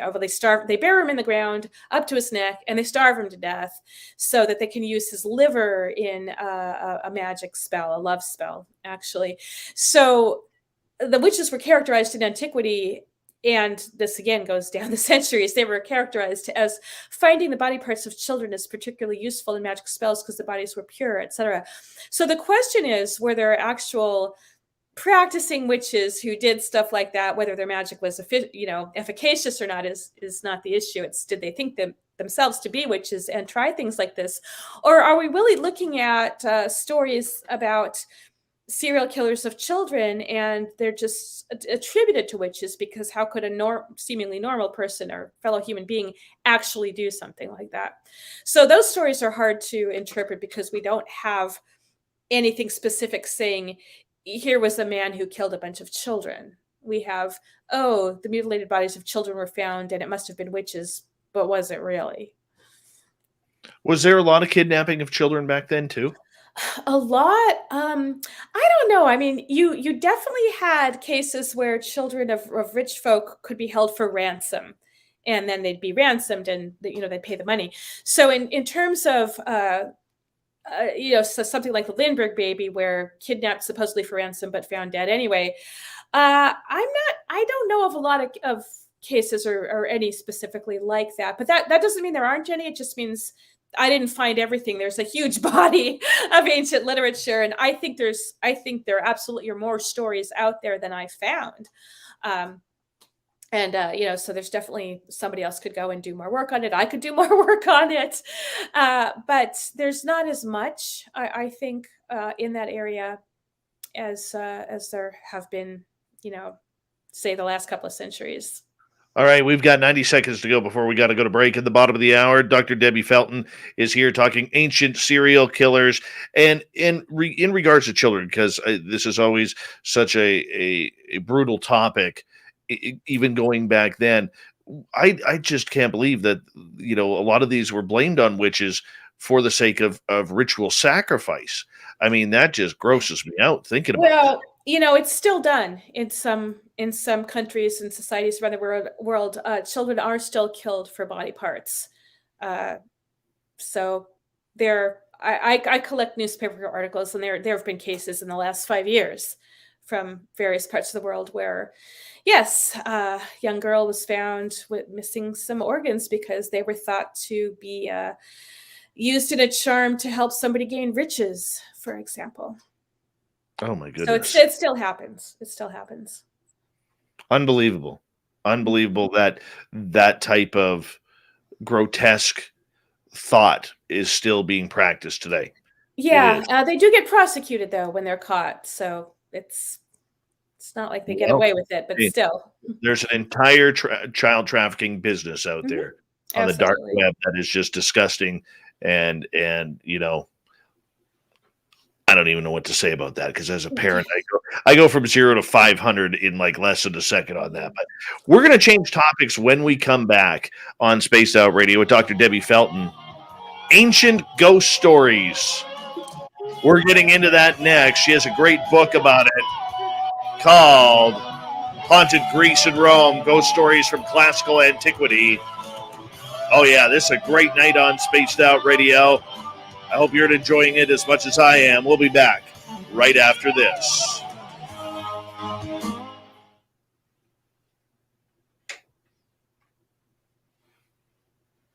All right. Very cool. I'm just going to quickly step away and go to the bathroom. I'll be right back.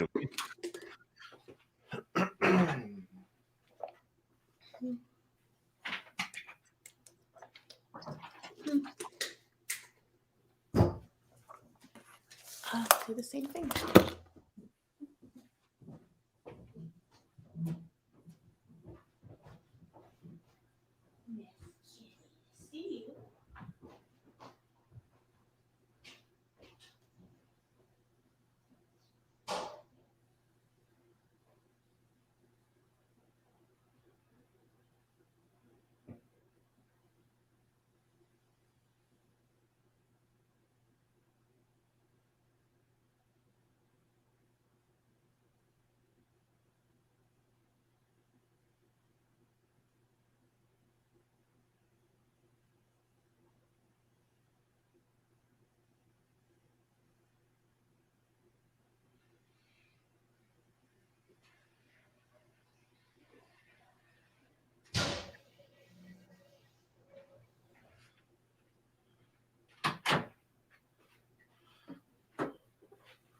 All right, there we go.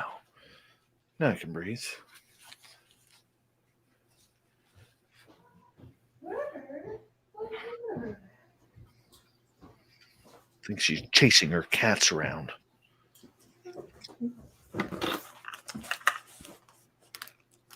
Hello, I'm back. I don't know. Oh, I see. Okay.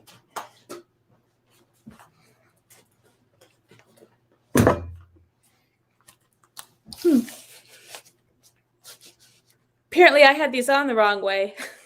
Oh, there you go. Apparently, one of them says right and one of them says left. Why? What difference does it make? Yeah, I don't know. Yeah. I don't know. Whatever. Hi, the Michael Leger. You know, it is that time again, ladies and gentlemen, where if you ever want to piss off a Dutch person, what you do is you ask them for a discount. Yes, Gary the Dutchman, owner of Mighty Moose Beard Oil, hates it when our audience uses our promo code SOR 2019. It kills him. It grates him. There's nothing more that pisses him off more than when he has to give a discount when you purchase Mighty Moose Beard Oil. And I'll show you how easy it is. This is the old winter blend right here. You know, you just give it a little squeeze because that's always fun, right? You then just drop it into your hands like so. Rub it around your hands and then just massage it in. Massage it in. That's it. That's it. MightyMooseBeard.com is the website for Gary the Dutchman. And it's not just good for the beard, people. Ladies, gentlemen, it's good for the hair as well. You wonder how my hair looks always so moisturized and good? Because I use my beard oil in there. Prevents split ends. It's all natural, no chemicals. That's how we do it. MightyMooseBeard.com. Really piss off Gary the Dutchman by using promo code SOR 2019. And while you're at it, hit him up, say, hey, Gary, I want to see your first dollar because I know you have it on you somewhere. He does, and he will show you. So make sure you check it on out. MightyMooseBeard.com, official beard sponsor of Spaced Out Radio. There you go. All right. What was that, Stephen? Dave is a Canadian hockey fan. You mentioned you don't watch NHL anymore. Why? Because it's not hockey. It's turned into soccer on ice. There's no, every time there's a hard hit, it's a penalty. You don't need two referees out there. Players whining, complaining, putting the visors on full time was one of the worst mistakes that the NHL has made, even though it does protect the eyes. I'm not going to deny that. All right. And they look for the referees for everything. Too many penalties, not enough players deciding the outcome. It's not fun to watch anymore. It's terrible to watch. Garbage. Yep. Garbage. Sorry, little sensitive topic there for me. Don't need two refs. Don't need two refs. Kills the flow. And the amount of phantom calls in every NHL game is terrible.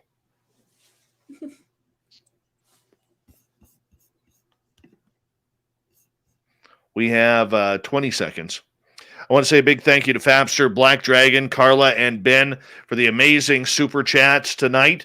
Really do appreciate the love and support of supporting what we do on a nightly basis on Spaced Out Radio. So thank you so much. Thank you to all our new subscribers. And don't forget to give us a thumbs up, thumbs down, thumbs sideways, whatever you feel we deserve. We are here 7 days a week for you. So here we go.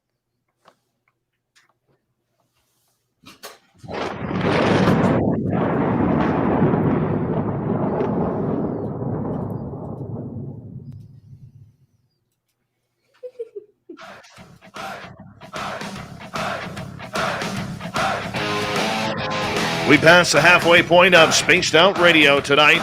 My name is Dave Scott. Thank you so much for taking the time to join us. We really do appreciate it. I want to remind you that if you missed portions of this show or others, check out our free archives by going to youtube.com/Spaced Out Radio. Do me the favor, hit that subscribe button.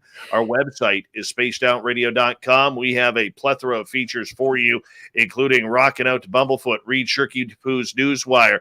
Check out our swag as well. Follow us on Twitter at Spaced Out Radio, Instagram, Spaced Out Radio Show, and now on TikTok at Spaced Out Radio. We're switching topics tonight, but we're staying in ancient history. Dr. Debbie Felton from University of Massachusetts Amherst is here. She's got another book out that I think is going to be real intriguing to our audience called Haunted Greece and Rome, Ghost Stories from Classical Antiquity. And it can be found on Amazon, which I highly suggest. This would be a good one for your library. Dr. Debbie, welcome back.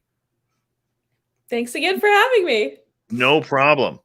No problem. I'm curious. Back then, we know that people were a lot more spiritual than they are today. Were ghosts and ghost stories a part of the folklore as much as they are today? Yeah, definitely.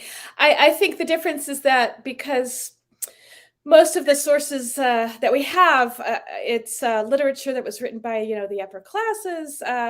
The lower classes didn't necessarily, they were too busy to sit there writing stories and recording their thoughts. But what we do have are some stories that are that clearly have a basis in folk belief. Yes, a lot of people seem to have believed in or wanted to believe in an afterlife and ghosts and restless spirits.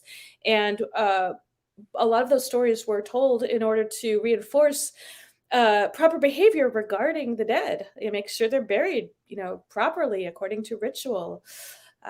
Don't let any restless spirits wander around if you could possibly help it.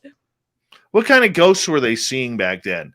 Were they of atypical spirits like what we project a ghost to be today? They had a lot of different shapes and forms, and a lot of the stories say, well, it looked like the apparition looked like the person did in life, or maybe at the time of their death. So you could have mutilated corpses as ghosts, like the ghost of Hector from the Trojan War, from the Iliad, for example. The ghost of Hector shows up in later literature looking as he did at the moment of death, which was pretty torn up because Achilles had been dragging him around on the ground. Other ghosts just looked the way they did in life. Nothing unusual about them. Even there's somebody who died by falling off a roof and breaking his neck because he was drunk. And when his ghost showed up, he just looked the same way he did in life. There was nothing like weirdly broken about his neck or anything. And then there's the chain rattling ghost that I mentioned earlier. It's just the ghost of an old man, very emaciated and in chains, who, the implication is that he was a prisoner in that house at some point and just died of neglect, starvation, thirst, whatever. They just put him in chains and left him someplace. So there were just all kinds of beliefs about what ghosts could look like. Some of them were sort of dark and sooty, as if they had been burned on the pyre, but there were not this. You don't have descriptions of like sheets, like ghosts like in their shrouds, for example. So you don't have that from antiquity. All right, quick question here from Nikki here in Seattle, and she is asking: were there any ancient Egyptian serial killers? Oh my God, that's a great question. I mean, there must have been. The thing is, Egypt, I haven't looked at Egypt. Egypt is a whole separate culture that I have not had a chance to delve into. I'm going to have to ask my Egyptologist friends whether they know any. Feel free to send me an email, and I will try to get an answer for that question for you. Very cool. Very cool. All right, let's continue on with the haunted ghost stories back then. Looking at those times, where people were, maybe a little bit more tad religious, ghost stories, if I read correctly, or, I'm going to use a bad example here. I love the television show Hercules along with Xena. I really did. But you saw a lot of different tales of ghosts in those stories as well, and it wasn't just people. It was different creatures. It was the gods themselves coming down, almost like what we read in the Bible, so to speak. So the question is, in regards to the ghosts that they were seeing, how real were they? oh, okay. So I'm not sure we have a good answer to that. It's sort of the same as now. Some of these stories were literary ghost stories. Some of them were reflections of folk belief. And I mean, you know how like we have Halloween and it's supposed to be a night where spirits are out, and you like put pumpkins with scary faces on your doorstep as an apotropaic, like to sort of scare away the spirits that are trying to come into your house. Well, one thing we can say about ancient beliefs in ghosts is that there must have been a certain amount of true belief that the dead could come back, because they had a number of festivals to acknowledge this, to honor the dead ancestors, and also to make sure they didn't come in the house. So they would spread like tar or pitch on their doorway during some of these festivals, so that any ghosts trying to come into the house would get stuck. Theoretically, they would leave food out on their doorstep, food and drink and wine on their doorstep, so that the ghosts would have that, and again, not try to come into the house. Or they would go to the cemetery. People would go to the cemetery and leave offerings there. So again, in terms of how real it was to people, it was real enough that both the Greeks and the Romans each had several different ceremonies over the course of the year to acknowledge the dead and keep them appeased so they wouldn't come back and haunt. So I don't know if that helps answer that question. Oh, it works. I'll go with that. Sure. I'll And go with can I that. just say I appreciate all the love for the calico cat that I'm seeing in the comments. Oh yeah. Oh, for sure. For sure. That's the black cat that I was hoping would make an appearance. So much more appropriate if the black cat comes along, but I think she's True. sleeping somewhere. He showed up at the beginning, right before He we were, did. That's right. so that kind of worked out for me, at least. My black one's sleeping upstairs as well. So, Oh. yeah. All right, let's move on. Haunted houses. Were there a lot of haunted houses back then? It depends what you call a lot. There certainly were stories of haunted houses. And the one I mentioned before, which was just my absolute favorite, because it was so surprisingly typical. I mean, there's this ghost that haunts a house, and the people are terrified. They feel like they can't leave because they got their money invested in the house. And eventually they like die of illness or fear. And finally the house is just abandoned, and it starts, falling into disrepair. And there's a like for rent sign put up in front of it by the landlord. And somebody from out of town comes, sees the sign, wonders why the house is so cheap to rent or to buy. And he actually is told about the haunting and says, that sounds interesting. I think I will rent that house and stay there for the night and see if the story is true or not. So he spends the night in the house, and he's concerned, actually, that he might imagine the ghost because he's heard so much about it. So he decides to keep himself busy by doing work. So he has his little lamp, and he's got his writing implements, and he's just working. And he hears the sound of chains rattling coming closer and closer and closer to the room that he's in, until the sound comes over the threshold and like right in the room with him. And he turns around at that point, and he does see this apparition of this old man with the rattling the chains, the ghost has the chains on his arms and legs. And the guy just says, okay, hang on a second, just wait a minute. And he goes back to his writing, and the ghost is like, So the ghost comes even closer and rattles its chains right over the guy's head, at which point he's like, okay, I'm not imagining this. And he gets up, takes his lamp, follows the ghost into the courtyard where the ghost vanishes. And the guy marks the spot where the ghost vanished. And the next day when it's light out, people come, help him dig up the spot, and they find a skeleton entwined with chains right down there. So the people bury it according to proper ritual, and the house isn't haunted anymore. And it's kind of I was going to say bare bones story, but that's a really bad and unintentional pun, but I said it anyway. So anyway, it sounds so much like the basic plot of so many haunted house stories. And there are a couple of other ones from ancient Greece and Rome that are very similar. There are other types of haunted places. There are haunted baths, because there were public baths in the ancient world, and some of those were haunted, and who knows what they were seeing in the steam there or imagining that they saw. So yeah, different kinds of places. There were haunted racetracks. There were places on some racetracks where if enough people had died at the turning point or wherever, horses, who are, animals are supposed to be a little more sensitive, horses would actually like stall at this point and rear back because there was something haunting the turning post on the racetrack. So again, lots of different kinds of haunted places. Very true. Very true. Okay. What about entities? Were they seeing a lot of like horses and buggies? Could they hear the sounds of fallen troops marching down the marble roads? I mean, what were they hearing or seeing? So in terms of hearing like ghostly presences, there's the most famous one of those, I think, is, as you said, at a battle site. So the Battle of Marathon, back in, I'm going to get this date right, 479 BCE, something like that. It was during the wars that the Persians were trying to invade Greece, and the Greeks were fighting back. So the Battle of Marathon, the Persians invaded. They sort of sent a bunch of ships across the sea to Greece, landed at Marathon, and the Greeks were vastly outnumbered, but they managed to win this battle, which is just kind of amazing. But it was said, for hundreds of years afterwards, that if you went there at night, you could hear the sounds of the battle still, and you could hear horses neighing, and you could hear the clashing of weapons. So that was an auditory haunting. Nobody ever said you could see anything there. It's just that you could hear. You could hear things, and then if you were smart, you'd stay away from the area just in case.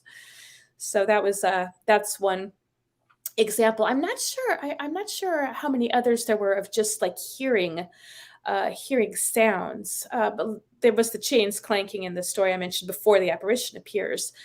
But for the most part, I guess you could hear. I mentioned the baths, and there was a lot of groaning that you could hear coming from the haunted baths, for example. But again, that could have just been the pipes, the water in the pipes. So, people keep trying to rationalize these things. I'm not saying that I'm rationalizing, but this is, like I said, even in antiquity, people would try to come up with what they believed were more reasonable explanations for some of these things. So where does the Bible come into play with all of this? Sorry, where does what? The Bible. The Bible. The Bible is filled with paranormal stories. And I always love this debate with my religious friends because they tell me to stay away from the paranormal. And I explain to them the Bible is the most paranormal book ever written.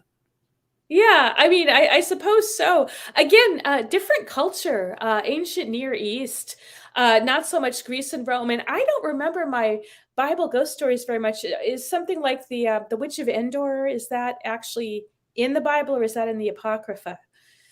But she does necromancy? Apocrypha. It's not in the Bible. Okay. So, yeah, I mean, I'd have to ask one of my friends who specializes in biblical literature, and I could, come back with an answer for you after I consult. Well, I mean, if you look at it, though, it's filled with ghosts. It's filled with ghosts. It's filled with magic. It's filled with legends, climbing the mountains and speaking to God and burning parting bush, the Red Sea. Parting of the Red Sea. Waves. I mean, exactly. I mean, this is something that is just, it's right out of, a paranormal book.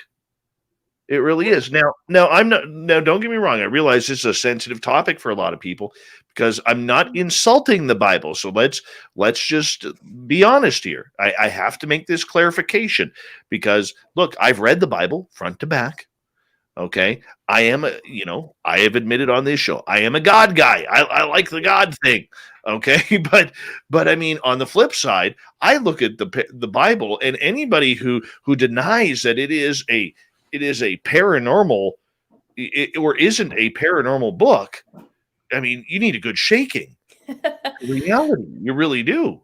Well, there's been a lot of work done on Jesus as a magician, for example, and he even has basically the equivalent of a wand in some of the relief carvings, showing him raising the dead or with the miracles of loaves and fishes, for example. So there have been several books, I think mostly by the same guy, is it Robert Connor, talking about Jesus as a sort of a mage in the same sort of mold as some of the ones from ancient Greece, actually. So the wise men who went around performing miracles, because you had some of those in ancient Greece also. So there are a lot of comparisons made with Jesus and vice versa. And exorcisms, right? So Jesus performed exorcisms, and some of these magicians in ancient Greece were said to also do that. Like Apollonius, I think Apollonius of Tyana was the name of one of them. Very interesting indeed. So getting back to the whole, Greek and Roman times of hauntings, I mean, were they seeing a lot of religious deities coming down to talking to them and having those spiritual connections? That doesn't seem to have happened on a personal level. What you see more of, I think, in the ancient sources is like oracles, like these intermediaries, what we would call a medium in a seance, for example. That's a sort of a small scale version. So a medium in a seance is a small scale version of these sibyls and oracles in the ancient world, who would be the intermediaries between the gods and mortals. And so if you wanted to consult the god Apollo and ask him a question about should our little city state send out a colony, somewhere, and where should we send it, and who should the patron god be? You could make an inquiry of Apollo by sending an ambassador of sorts, or someone to inquire from the Pythia, the Delphic oracle, the priestess who was the mouthpiece of Apollo at Delphi, and she would go into a trance and allegedly, and commune with the god Apollo, allegedly, and come back with some sort of an answer that was usually ambiguous. The most famous one probably being when King Croesus of Lydia sent a messenger to the Delphic oracle to ask whether he should invade Persia. Okay, and the oracle came back with, if you invade Persia, you will destroy a great kingdom. And spoiler alert, he interpreted that as meaning that he would, in fact, destroy Persia, when what it meant was that Persia would destroy Lydia, which was also a great kingdom. So the oracles were known for being pretty ambiguous, and it was up to you to interpret them and to be sensible about how you interpreted them instead of being hubristic about it, or at least to come back and ask the right questions. All right. What about Plautus and his haunted house and his ability to, try and understand the paranormal? So Plautus was a comic playwright a couple of centuries BC, and BCE, I should say. And one of his plays is about a haunted house, and the title of that play is the Monstalaria, which basically means the little monster, but it's usually translated as the haunted house anyway, because just a little monster in a haunted house kind of concept. So it's a comic play, and the ghost story is told as part of a trick to try to keep the father away from the house, because his son is having a party with all of his friends and isn't supposed to be having a party. So the point is to keep the old man, the father, away from the house. So one of the servants makes up this story is, while you were away, old man, we found out that the house was haunted, so nobody can go in there right now. And here's what happened.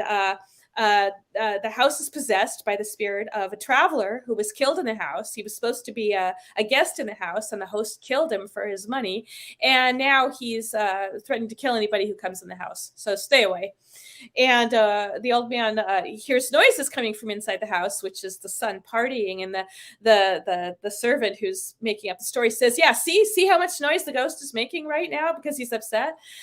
So it's basically this a haunted house story similar to the one about the chain rattling ghost, which is that somebody was killed on the premises, probably for their money. We don't exactly know with the chain rattling ghost, but is basically haunting the house until somebody gets rid of it.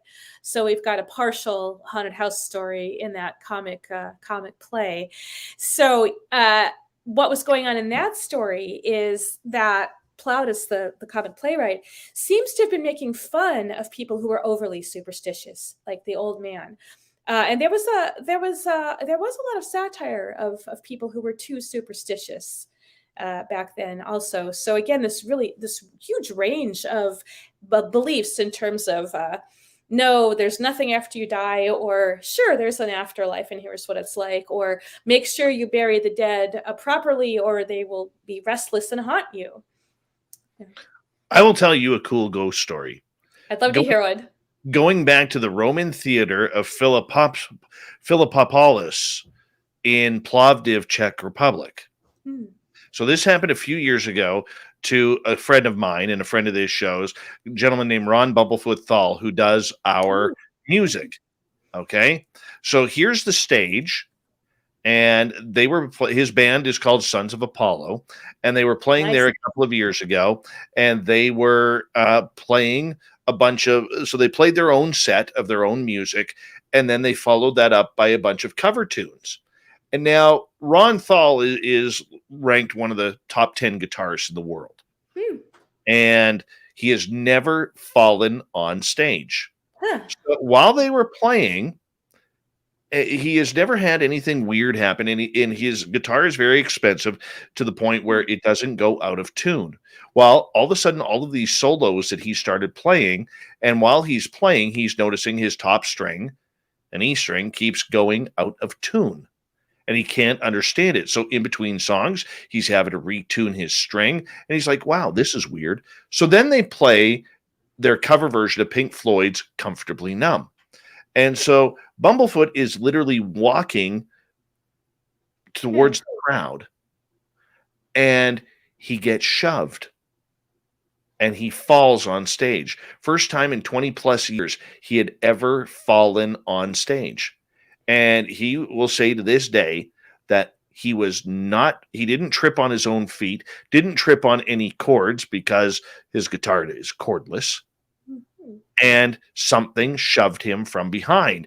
And right before that had happened, the keyboardist, a guy named Derek Sherinian, he was when the concert started, it was still some daylight, so he, typical rock star, had his sunglasses on, and as it got darker he put his sunglasses on top of his head, and all of a sudden he felt a wallop on the side of his head, and the sunglasses went falling in between one of the cracks on the stage.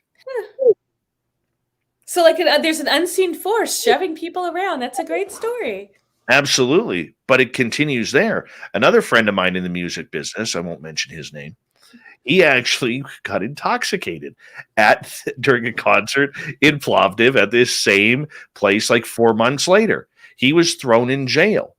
And while he was in jail, he swears up and down that he watched literally hell open loose inside the police station where the jail cells were, and he watched the devil walk out and right towards him at his cell.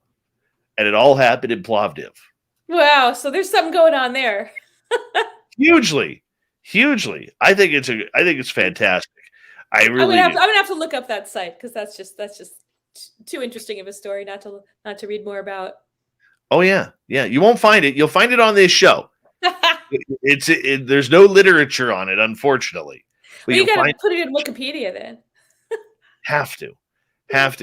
Dr. Debbie Felton, I'm going to get you to hold on for another few seconds here because we are going to go to break here at the top of the hour. We have Dr. Debbie Felton here on Spaced Out Radio tonight, and we are moving into a different direction. All these crazy monsters that were running around back in the day. Did they see UFOs?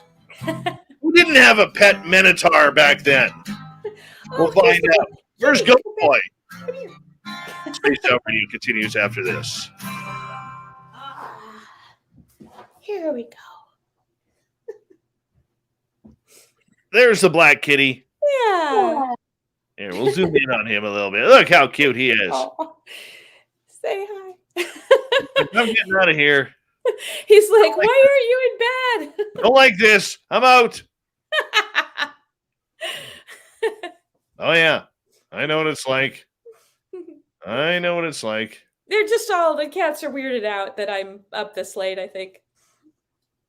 They're normally like sleeping on my head or something by this point. My cats are always like, oh, you're still awake? Okay. The only weird part about my cats literally is I will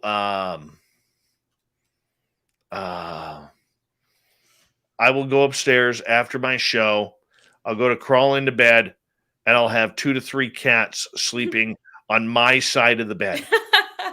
And I like my bed cold when I crawl in, and I literally don't get a cold bed because the cats have warmed everything up. And it really drives me nuts when one of them sleeps on my pillows because I really like cold pillows. And then I got warm pillow head. I hate that. That. Yeah.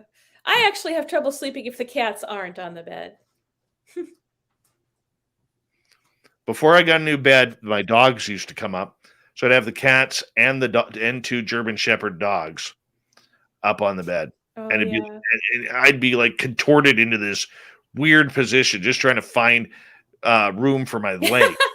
Yeah, I remember that. I used to have dogs too. It's been a while, but yeah, there'd be the dog on one side, a cat on the other, and I'd wake up with a sore back, and I'd be like, it's worth it.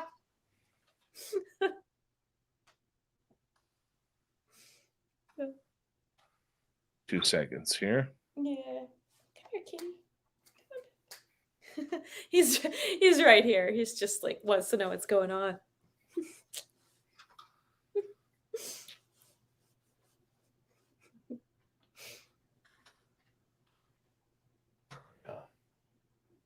That's what I wanted right there. Okay. Now I'm almost ready. I am almost ready. And that goes there. All right. I'm going to start my transfer into hour 3 here. Are you still having fun? Sure, why not? You got some great stories. She's like, damn Canadians, shut up.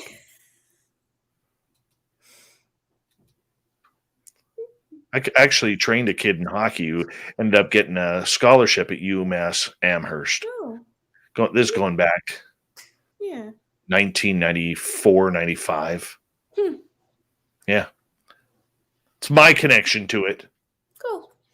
Yeah, no, I really like it out here. Like I said, I'm from LA, but I kind of like New England. It's got to change the seasons. Things are closer together. That was the biggest. I'd never been to the East Coast until like the mid 2000s. I never knew how close together it all was. Never knew. It blew my mind when I was there. Well, I remember having a friend from England visit me in Los Angeles once, and she didn't realize how far apart things were. And she said, "Can we go to San Francisco for the day?" And I said, "We can go to San Francisco in a day. It's going to take us like 6 hours just to drive there. So maybe not."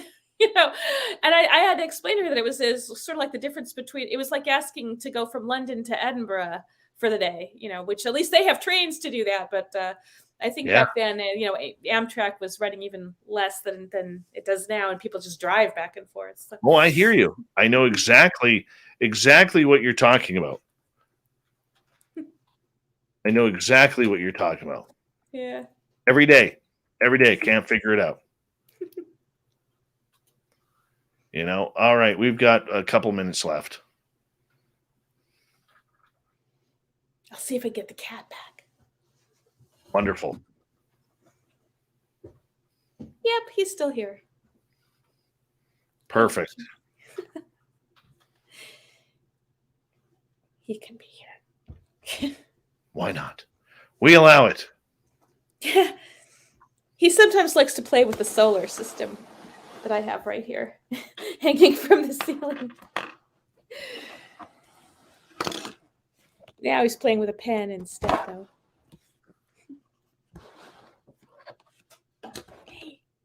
Yeah, he's wide awake now. Awesome.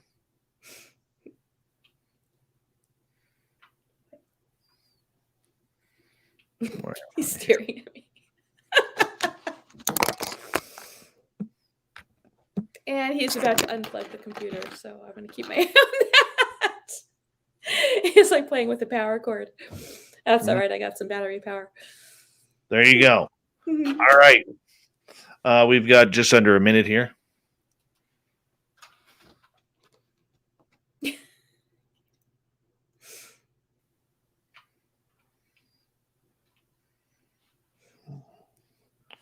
All right, big thank you to Jeremy, Flat Earther, Fabster, Black Dragon, Carla, and Ben for the amazing super chats tonight. And we appreciate that. Thank you to all our new subscribers who've tuned us on in. We really do appreciate that. And don't forget, if you have a TikTok account, we got a brand new account there. We would appreciate you hitting that subscribe button on us for that. That would be really, really cool. Here we go, everyone, with the third hour.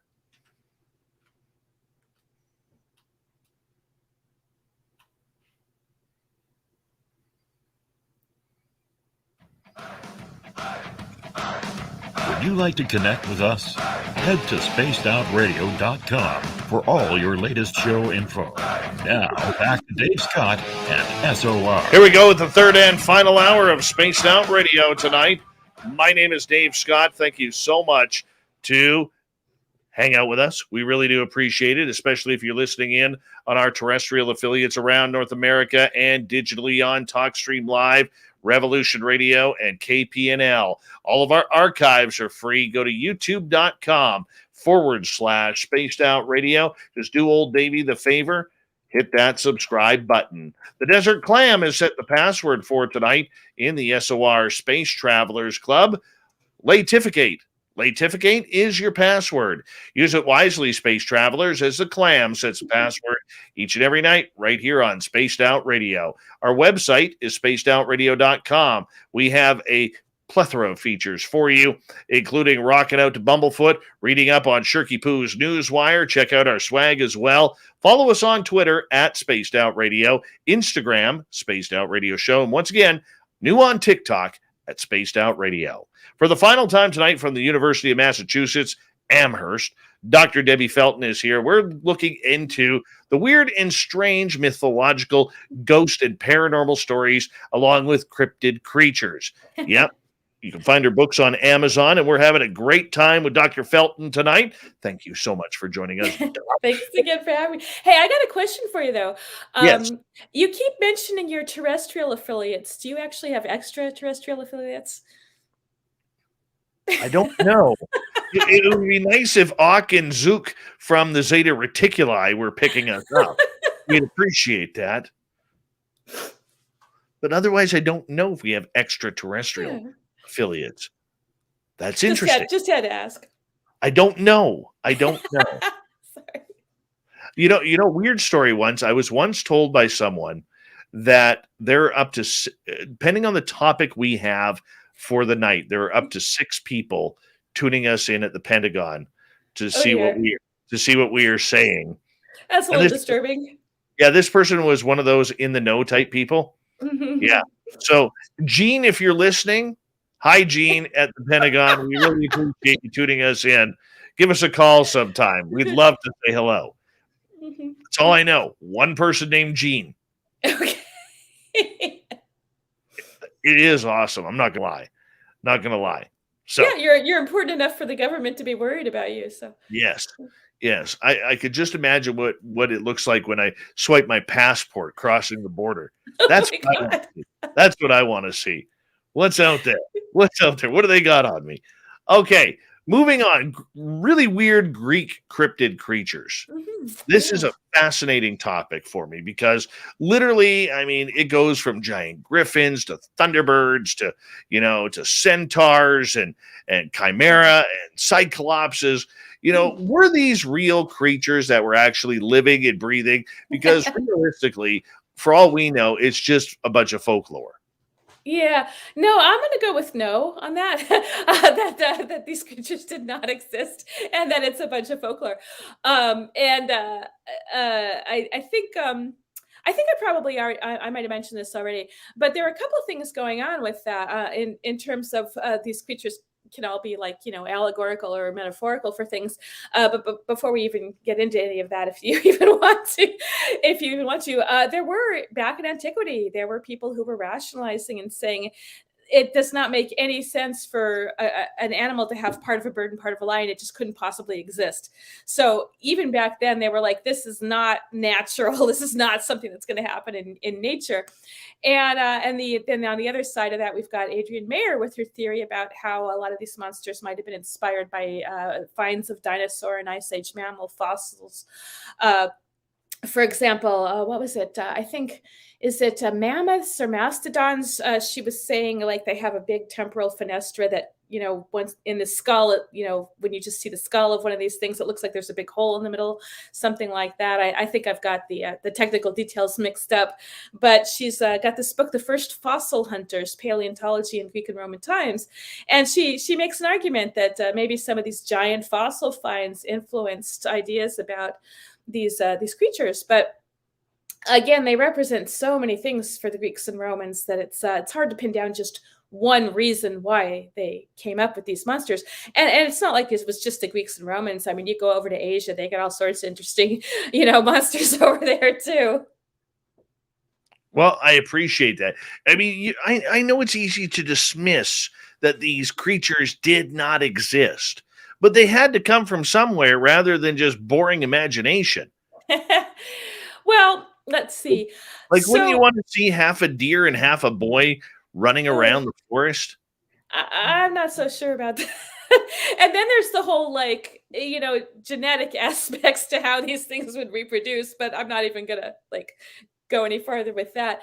But I was gonna say, so this is one of the big questions, obviously, about these mythological creatures is what inspired these what inspired people to come up with creatures that look like this, that have such hybrid parts, that have such weird powers, like some of them do breathe fire, or they've got multiple snake heads or whatever.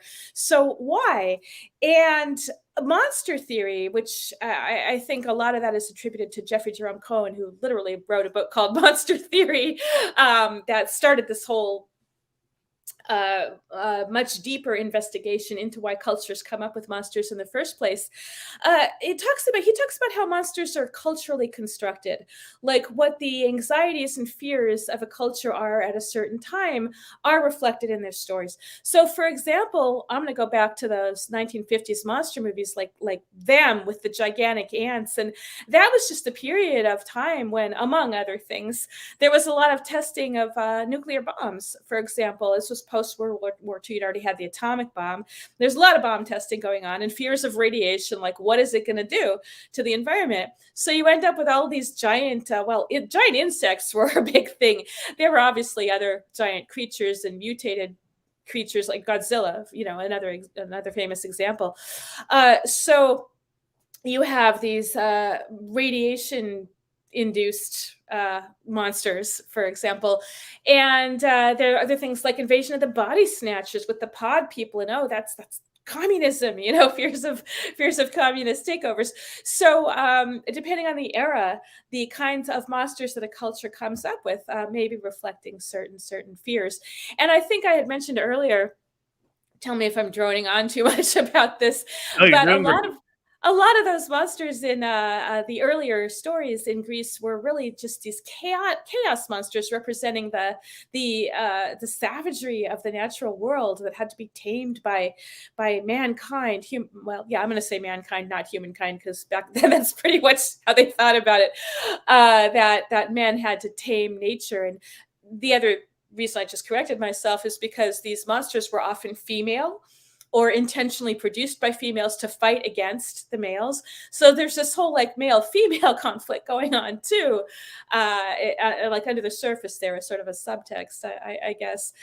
So anyway, just so many different reasons why these monsters came out the way they came out. A lot of them are female. A lot of them are, well, Charybdis is just one giant gaping female hole. Let's just put it that way. And then like Scylla, on the other hand, has all of these like mouths. It's like basically a vagina dentata, actually. So a lot of fear of feminine sexuality reflected in some of these monsters, for example. So many different things you could say about them. Very weird. Very weird. Out of all those creatures, do you think there was possibility that some of them were real? Oh gosh, Like, I don't see a centaur or a minotaur yeah. being real, but I'm just curious. Like the fairy folk, the elves, people like that, or creatures like that.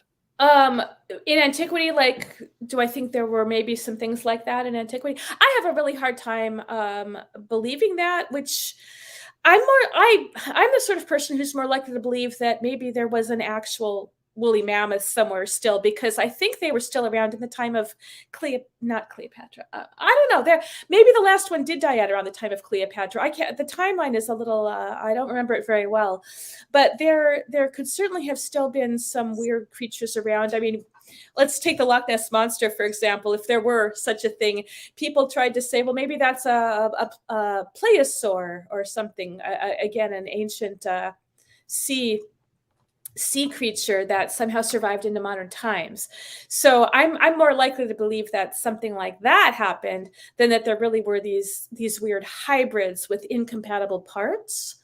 I'm not sure if that, again, it sort of goes directly towards what you were asking, but that's my more along the lines of what I would be inclined to think, I suppose. Come on, you don't think Medusa had snakes on her head? Medusa is such an interesting story because, I think one of the few film versions that got it right was, I think it was the Percy Jackson movie, actually, because Medusa was played by Uma Thurman, right? So in the myths, she really was a beautiful woman who was just cursed because, well, again, not so much her fault. The god Poseidon had seduced her in an area that was sacred to a goddess. And so the goddess, I think it was Athena, maybe, made her into this sort of monstrous creature that would petrify anything that she looked at. So again, there's all sorts of issues with female sexuality going on there. Freud had a field day with Medusa, but again, don't really want to go there because Freud is not so much in vogue anymore. But just the whole female sexuality issue in terms of how many of those monsters are female and have a certain effect on men. Very true. Scary time. And have to be killed by men. Yeah. Oh, yes. Well, I mean, that was our job, killing everything back then. Killing everything. That's just what we do. That's just what we do. But I mean, okay, let's look at something, because you actually know someone who wrote a thesis or a story about UFO sightings back then. It was actually a journal article, and it's several decades old. And unfortunately, the author passed away a while back. But yeah, he had actually written on, and I think he had some background in aerial phenomenon too, I think he was a scientist, and he was interested in looking at reports of unidentified flying objects, like literally unidentified, like literally UFOs. Not saying they were extraterrestrial necessarily. So he looked at descriptions of ships floating in the sky in antiquity, and to what extent were they considered omens or portents, messages from the gods, and whether they were or not, what were people actually seeing when they reported things like that.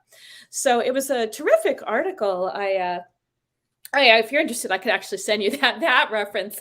But he found a lot of examples that were usually these things were usually spotted in times of war, so high stress times for people.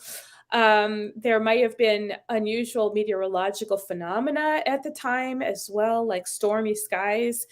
Uh, so just he found way more examples than I would have expected, though, of like ships in the spot being spotted in the sky or people flying in the sky, like winged people flying in the sky. So just I'm wrong on this, but I recall reading somewhere that back in the like 13, 14, 15, 1600s, when traveling by boat and trying to find new lands was all the rage, that people who actually saw UFOs were actually seeing giant, wooden structured ships, with oars moving through the sky.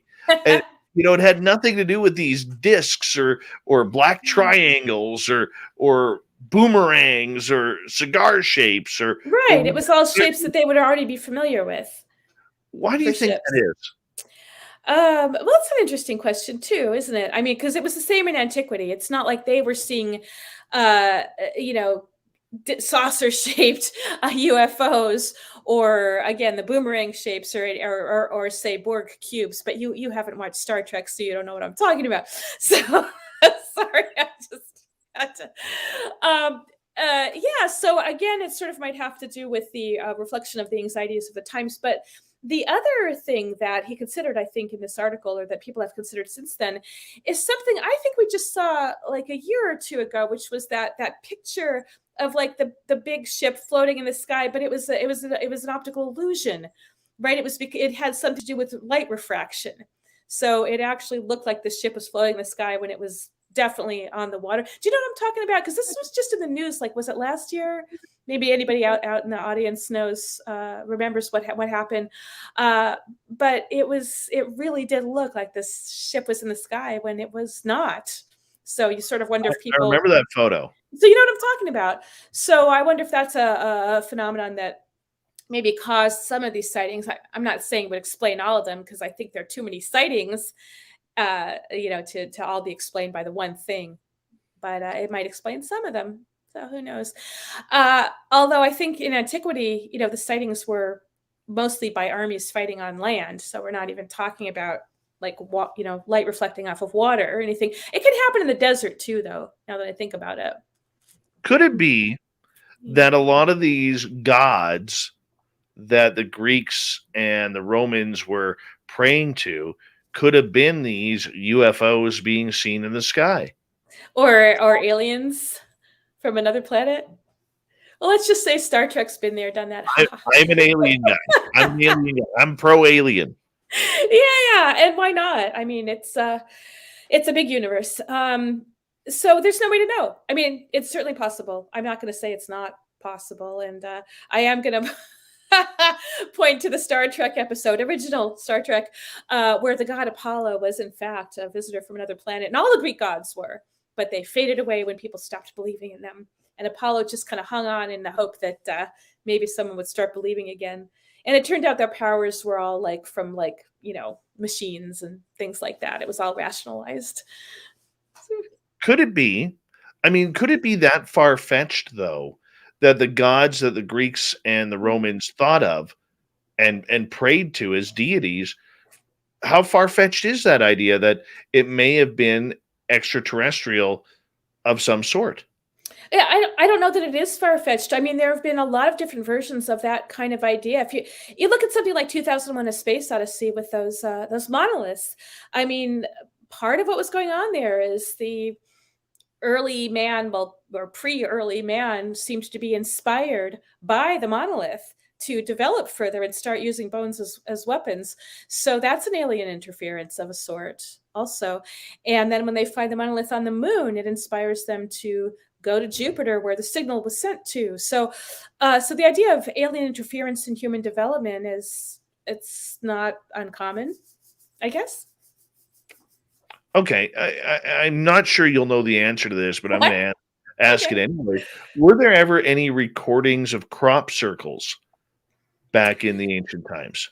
Well, It's an interesting question because my first impulse was to say, well, they don't exactly have aerial views, but that's not entirely true because you could go up on a mountain and maybe, obviously you could look down on a valley from a mountain, but I don't offhand know of any. And then even if you couldn't see them, that doesn't mean people weren't making them. And you've got those figures in England, right? In the UK, you've got all those like sort of giants. But by the way, on video, I'm just going to cut you off right there. On video, if you were talking about this, I don't know if our audience members saw it on YouTube or Twitch, but there was an actual white orb that just went right across your chest to the left, and then disappeared out of screen. So you've got ghosts. Just saying. I mean, there's an orb like up there in that picture that's white though. Not actually in the picture.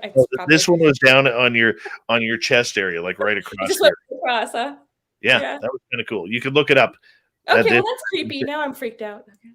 Yeah, well, hey, when you delve in the woo, you're going to get some woo every now and again. Yeah, that works for me. So that's it is it is late and weird things happen at liminal times of day, and even though you don't want to believe it, you got to. I didn't say I didn't want to believe it. I just said that so far I don't have any reason to believe it. I'm. Again, without a religious background, I'm not a super faith-based person, but I'm not ruling it out. Just because I don't like have any personal experience of it doesn't mean that it's not a thing. True. Yeah. True. I just found that was very interesting. Very interesting. I might actually go back and look at that here. But no, very cool nonetheless. But you were talking about, in regards, we were just talking about crop circles and the idea that, you were saying, yes, there was the couple of drunks in England who claimed to be making these very elaborate pieces of art, shall we say, in wheat and canola fields across the United Kingdom. I didn't say the drunks. I was talking about something much older. I call them drunks because. Okay. Don't put words in my mouth, man. No, I'll take credit for that one. Don't worry. So I actually don't know for sure if there are any descriptions of anything like that from antiquity. That'd be worth looking into. I think so too. Another cool topic. Yeah. We got 2.5 minutes left with you. Are you planning on doing more and writing more books regarding these paranormal subjects of the past? Well, my next major project is going to be on revenants in the ancient world, The Walking Dead. It's a little late, I can't call them The Walking Dead because the whole like graphic novel and TV series kind of ruined that title. So I'm gonna have to call them revenants. But there are a bunch of Walking Dead in ancient literature. And I've started looking into it, and it looks like they tend to show up at times of civil unrest. So part of the message in these stories seems to be, well, this is The Walking Dead is very unnatural. It shouldn't be that way. And is that a reflection of the civil unrest? Like we shouldn't be at war with each other because that's unnatural.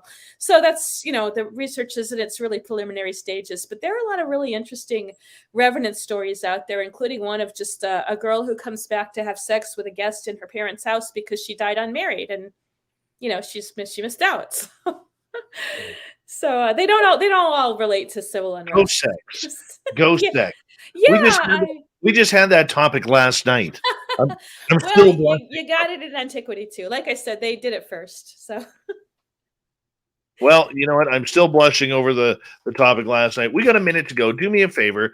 Tell our audience about your books and where they can find more information on them and you. Oh. Okay, well, I guess the first thing I should say is I'm not in this for the money because, hey, these are all academic presses, even if they are general audience books. So it's not like I make any money off of them.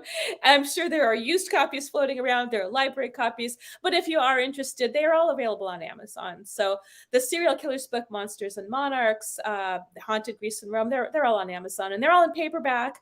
And they're easy to find. And I mean, they're Amazon, Barnes and Noble, online. They're just, you can easily get them online. They're not like, some esoteric press that's hard to get or something. It's just University of Texas Press. And like I said, online is easy if anyone's interested. Awesome. Dr. Debbie Felton, I got to tell you, I had so much fun chatting with you tonight. I hope we did you justice, for your brilliancy and my idiotic Canadian humor. I really appreciate that. But you were amazing tonight. Well, Thank you I so hope you much. can tell that I had a lot of fun, and it was also fun to be able to mock you about not ever having watched Star Trek because I still True. can't freaking believe it. But True. anyway, yeah. When you write your next book, as we got to get going here, please let us know. I would love to bring you back on. Oh, sure. Thanks again for having me. It's been a lot of fun, and I Thank you. appreciate your audience too and their love of cats, except for the few that don't Awesome. have cats. So. Coming up next, filling in for an ailing John Hudson, Nicole Sackage is here with the unbiased UFO report. We'll be back with Spaced Out Radio after this. Great job. Well, thanks again for having me. That really was fun. So, do you have an email where our audience can contact you? Yeah, it's just my last name, Felton at UMass.edu. Is there someplace I can type it in? Maybe the. I'm doing it right now. Okay. Felton at UMass.edu. Yeah. There, I typed it in. I got it in there. A lot of fun with you tonight. Thank you so much for staying up late. I really appreciate sure. No, thanks for having me. It's always fun to talk about this stuff because a lot of people just don't know that ancient Greece and Rome had anything like this. So. All right. Well, you take care. You go enjoy the rest of your weekend. Thanks. Some of us are going to continue on the radio here for a little bit. Wow. Okay. Well, thanks again so much for having me. I really did have a good time. So. Thank you. We'll talk soon. Bye-bye. Okay. Bye-bye. Bye-bye. Let's be honest. How awesome was she? How awesome was she? She was awesome. I love her. Here, I'm Joel Beckett, the cook. Hello, Spaced Out Radio and Dave Scott and Dave Scott's beard. I know you hate the beard. No, it's just, I'm wondering because, we still wear our masks at my work all the time. And I have a lot of bearded guys that I work with. And so they wear the masks, right? And their beards are all starting to curl up, where their masks lay. So are you Canadians having that same problem? I'm just wondering. Or does the Mighty Moose beard oil take care of that? Beard oil helps. The Mighty Moose beard oil helps. Oh, I had another work-related fun thing happen to me today. Oh, fun. Do you want to share it with the full audience or do you? Well, I wear these glasses when I'm asleep because they don't have any sides on them. I don't even know how they stay on your nose. Right. Well, because I have this great long nose, But anyways, so I was at work this morning and I was cleaning stuff like I always do. And I was hooking up this new vat of floor cleaner to this tube system we have. And I sat this thing down and one droplet shot up in the air and right into my eye. Oh no. I know. So I did the whole flush my eyes stuff and I was fine kind of all day long, but I told you I fell asleep and as soon as I woke up, it's just terrible. So I apologize if I look like I'm crying. It's not because ufology is terrible this week. Well, you know what? I thank you for filling in for the ailing John Hudson. It's all right. We all got each other's backs. That's what we do. I talked to John yesterday. He wasn't feeling so good. And I said, if you're ready to go tonight, get a hold of me. And he didn't get a hold of me. So he's probably passed out, not feeling very well. Oh, poor John. I almost grabbed my fedora out of the closet to fill in for him, but you totally should have. If my eyesight would be better, I would dig into my 12-foot long closet that doesn't have a light, but I hear you. We've got about 2 minutes here. Sweet. I'm going to let my dog out real quick. You go. Hope your dog doesn't chase any deer. He might, but he's fenced in, so.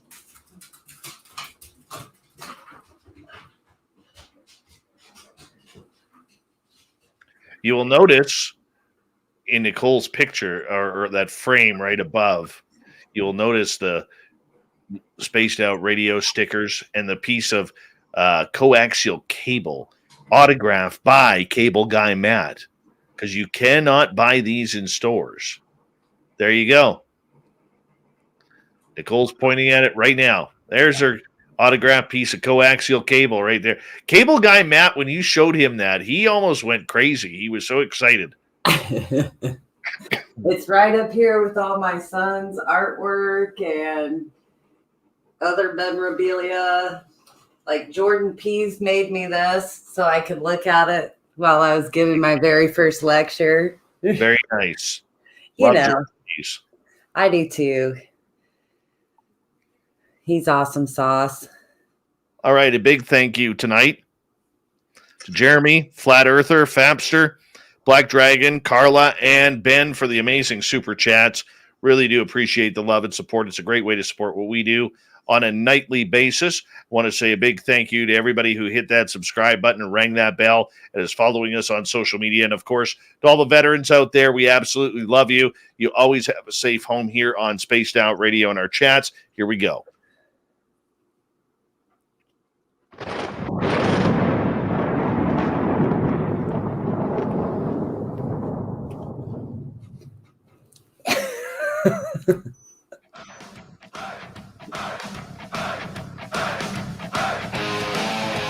We rounded third. We're heading for home tonight on Spaced Out Radio. My name is Dave Scott. Thank you so much for taking the time to join us. Really do appreciate it. Want to remind you that if you've missed most of this show or others, check out our free archives. Go to youtube.com/Spaced Out Radio. Do me the favor, hit that subscribe button. Our website is spacedoutradio.com. We have a plethora of features for you. Rock out to Bumblefoot, read up on Shirky Poo's Newswire, check out our swag as well. Follow us on Twitter at Spaced Out Radio and on Instagram, Spaced Out Radio Show. And we're new to TikTok at Spaced Out Radio. Now, it is time, once again, for the Unbiased UFO Report.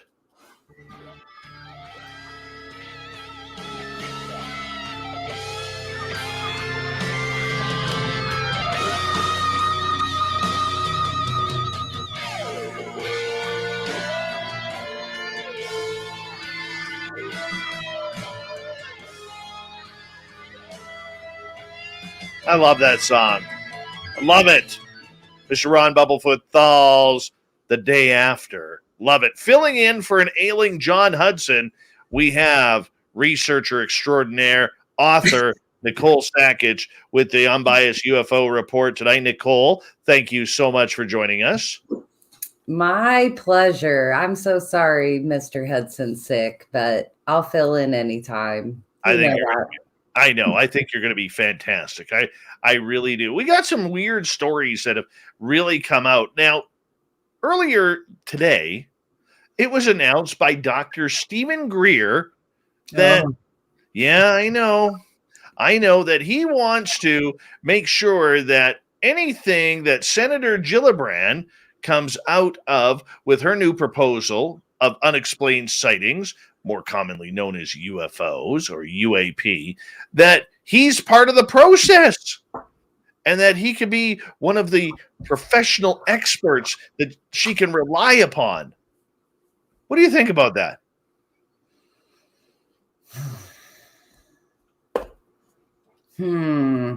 This is the first I'm hearing of this, actually. So I'm not going to make any snap wild like, oh, Greer. Blah. I'm going to fall back on the Wilson document Greer. Like, there was truth in that. He was talking about these things a decade, 2 decades before we were. He has sources.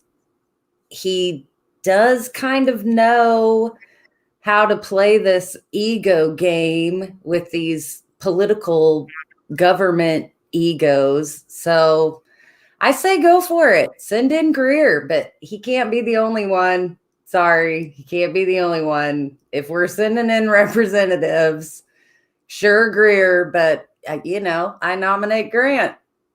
even though he's Canadian. Like, I nominate Grant to go into, and Linda, throw in Linda. All right. Well, this is what's said here. Senator Gillibrand and this committee need the authoritative and truthful information they will get from Dr. Greer. Please tell Senator Gillibrand that Dr. Greer is the world's expert on UFOs and extraterrestrial intelligence. Let her know that he has been briefed, or that he has briefed world leaders, a sitting CIA director, head of intelligence to the Joint Chiefs of Staff, and other notables.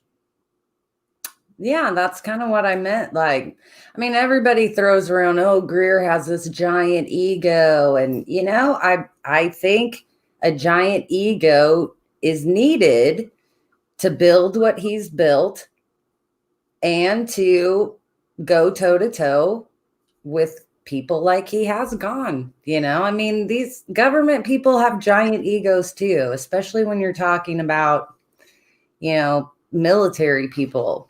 So you can't have like a Minnie Mouse type person go up against these people. You need a big ego to go back. So very true. Very true.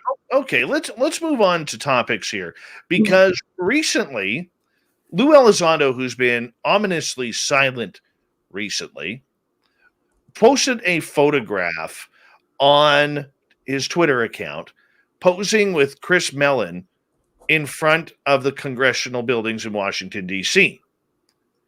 And basically, being all secluded, basically, what are we doing here? Who knows what we're doing here?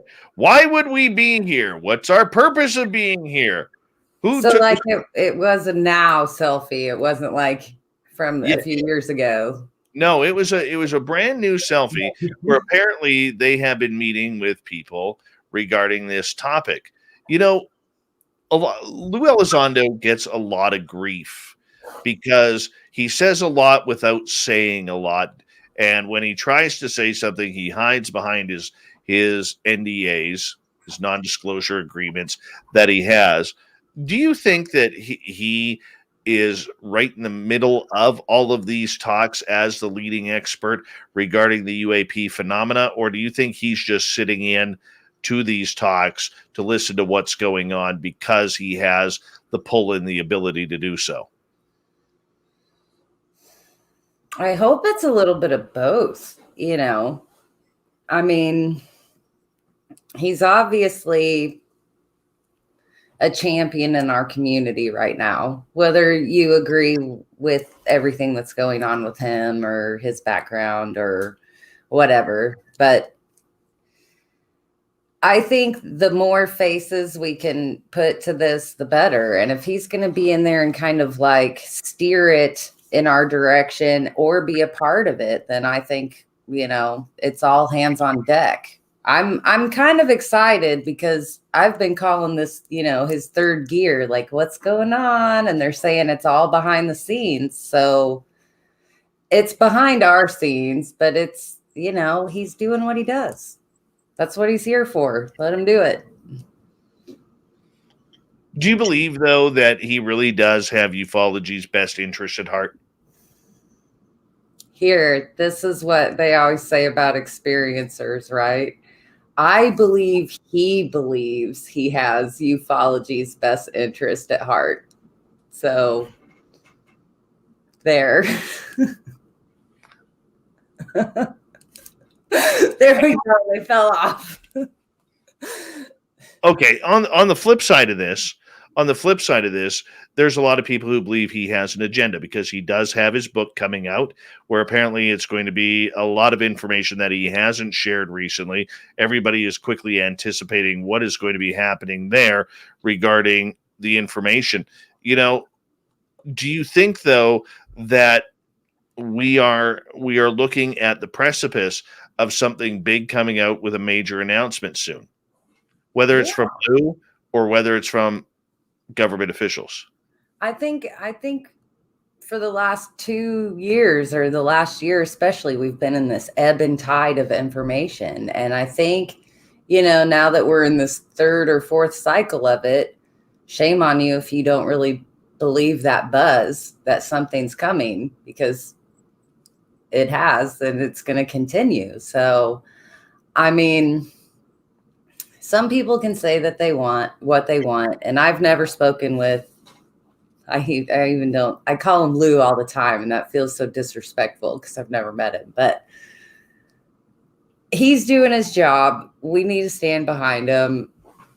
I know people think that he's a liar or he's a spin artist or something, but you know, I've been called that in the last week myself. So I think it's a pitfall we all face, and Lou will get there. I think we can.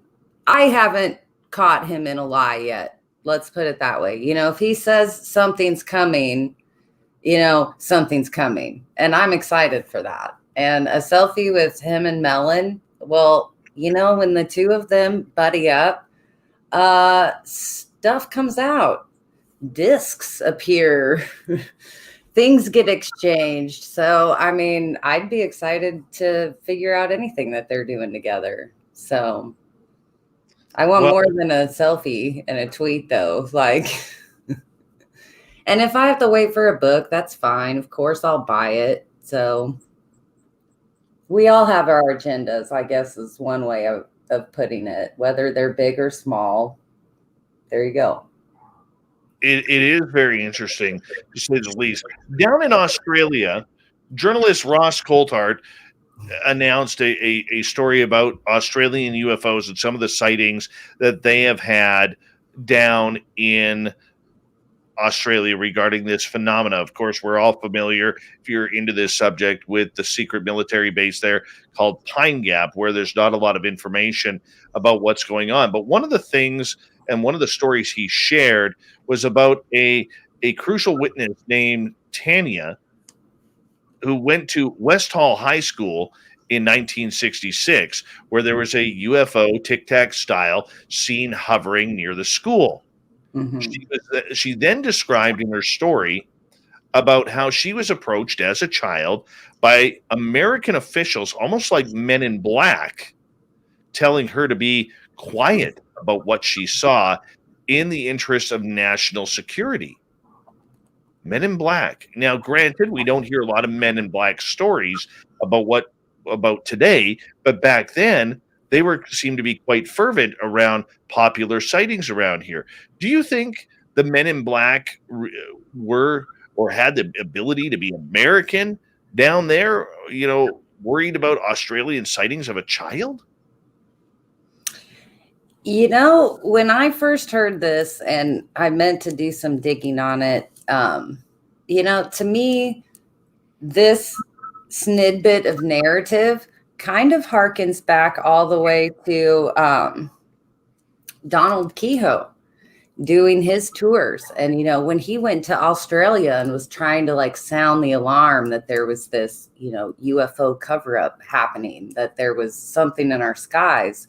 You know, I believe he had gathered reports of maybe not necessarily Men in Black, but government or U.S. government officials interviewing witnesses there. So, I mean, whether it's Men in Black or the U.S. government, you know, coming into cases in other countries, I think, yes, that happens. I think it's been happening throughout the modern history of ufology. So they are an allied nation. It kind of makes sense in some realm of thinking, but I think it's interesting. And if Ross Coulter is blowing the whistle on something, I think, you know, that makes everybody's ears perk up like, Yes. So. All right. I want to get your opinion on Director of National Intelligence, Avril Haines, along with Bill Nelson from NASA, recently starting to use the word extraterrestrial in their conversations. No longer are we hearing Russia. No longer are we hearing China. No longer are we hearing the words foreign adversary.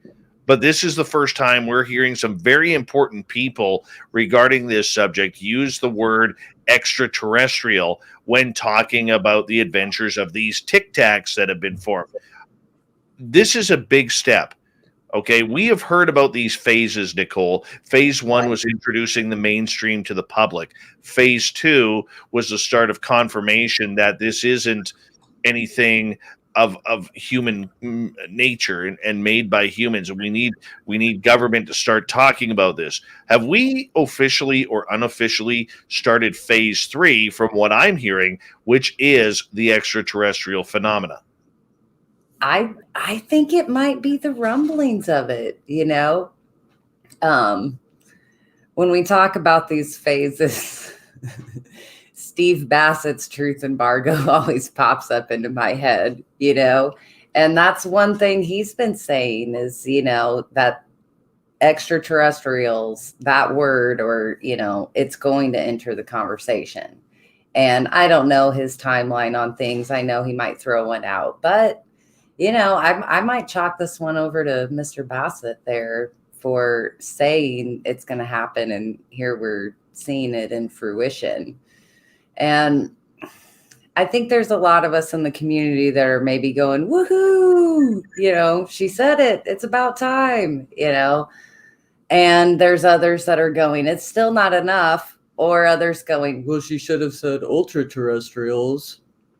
And some going, at least she didn't call them aliens. So it's hard to tell right now.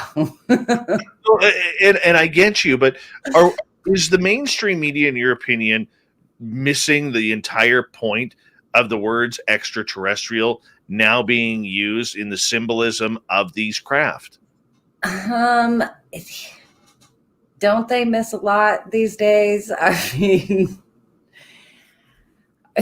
we could harp for another 20 minutes on journalism ignoring this or not paying attention enough. I mean, what disaster do we really want to blame it on this week? We've heard all through the last year that it's like, oh, COVID, the headline, COVID, Trump. We're not hearing about disclosure because of this. So, I mean, I don't know. It goes hand in hand. We'll just have to take it for what it is and keep going. It's a good thing.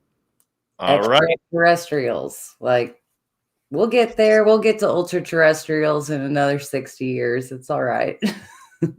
Nicole Sackage filling in for John Hudson, who is ailing, who is normally here for the unbiased UFO report. Nicole, you are absolutely wonderful. If you want to stick around, we'll put you behind the scenes here and let you go because it's time for us to get to Shirky Poo's news. Bye, everybody. Thanks. Thanks for letting me fill in.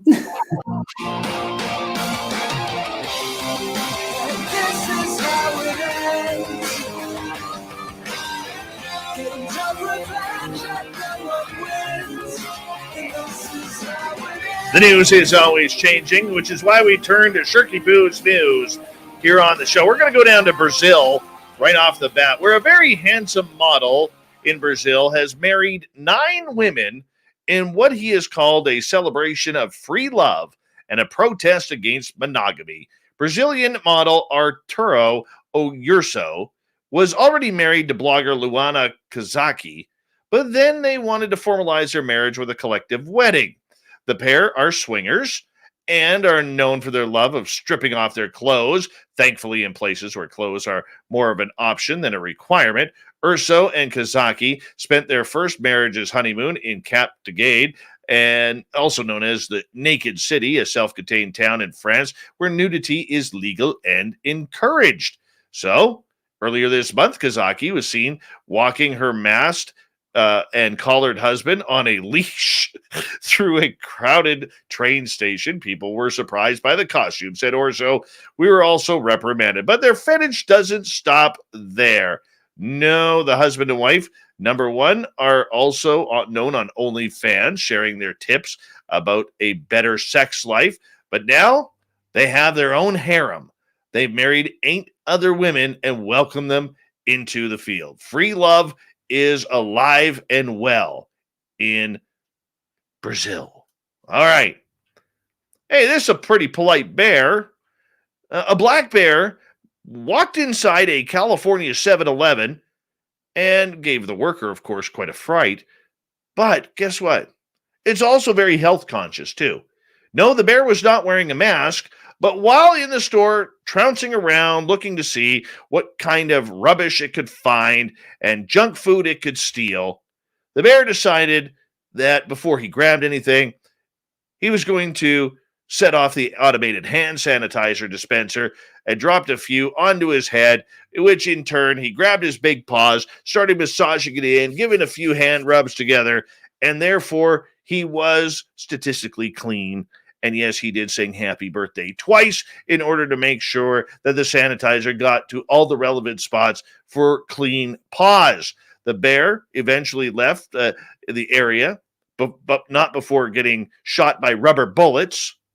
No, the bear was not hurt. It just got scared and decided to knock over some trash cans on its way back into the forest. All right, a Miami, Florida mansion once owned by Madonna is back on the market with the seller, a very pampered German Shepherd. The Vogue hitmaker sold the waterfront property to the trust of a German Shepherd named Gunther the Sixth in 2000, and now the hound's managers are offloading the pad. The high-living hound was born into the lavish lifestyle of his ancestor Gunther III, who was awarded millions when his owner, German Countess Carlotta Liebenstein, passed away in 1992, according to the Associated Press. Gunther VI's trust is worth nearly $500 million. The 1.2-acre waterfront property is now in the market with an asking price of $31.75 million, way above the $7.5 million the pop star asked for the place 21 years ago. Wow. Okay. See what else we got here. Have you seen that episode of The Simpsons where Homer gets banned from a seafood buffet for eating too much? Well, Homer's real-life equivalent has been found in China, where a man goes by the name of Mr. Kang. Yeah, not Mr. Plow, Mr. Kang. And just like Homer, Mr. Kang can eat immense quantities of food at once. Just like Homer, he's been kicked out for good of the Handati Seafood Barbecue Buffet, one of his favorite restaurants. Kang calls the treatment he received discriminatory. After all, he hasn't exactly done anything wrong. I can eat a lot. Is that my fault, he says? However, Kang did mention how much food he ate, and the amounts of food are pretty disgusting. On one visit, he consumed 3 pounds of pork tatters. While binging on that, he ate nearly 9 pounds of shrimp. However, the man claims he didn't waste any of the food. In his own words, he ate all of it. I think we got time for one more here, quickly. All right. Recent intense storms in Egypt have caused a deadly plague of scorpions hanging around. The heavy rains, dust storms, and snow in Aswan have led thousands of scorpions on the move. So far, they've killed 3 people, injuring about 500 more with their stingers. That's your Shirky Poo news for the day. Thank you to Nicole Sackich for sitting in on the Unbiased UFO Report, and to Dr. Debbie Felton talking to us about ancient serial killers and hauntings. We got Mr. Ron Bumblefoot Thaw rocking in the background with Little Brother is Watching. Bumblefoot is the official music of Spaced Out Radio, rocking us in and out of every single show. Get your horns up for the guitar god himself. Special thanks to everybody listening in at home, at work, in your cars, wherever you may be. Thank you to everyone hanging out with us tonight on YouTube, Twitch, LGAB, Revolution Radio, Spreaker, Facebook, the Space Travelers Club, and on Twitter at hashtag Spaced Out Radio. I know you're out there somewhere. Remember, this show is copyright by Spaced Out Radio and SOR Media Ventures Limited. Thank you so much for choosing to share your evening with us. Because together, my friends, Nicole, we own the night. Mr. Bumblefoot, we need a favor. We need you to take us home.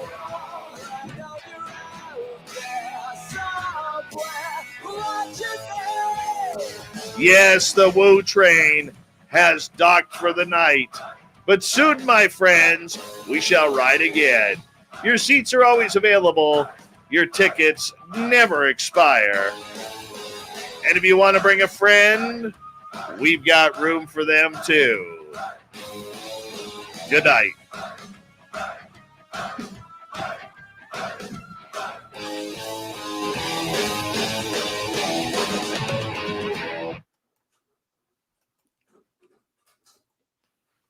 You hit that nicely. Did I? I was like, oh no, should I say it right now? No, you hit it nicely. Good job. It's because I'm your number one fan. That's it. Yeah, that's it. Yep, That's number it. one. Right here, number one American fan in Illinois. We can share the love with the other states. That way you have more number one fans. Yes. By the way, I need a favor from you because we had a guest change.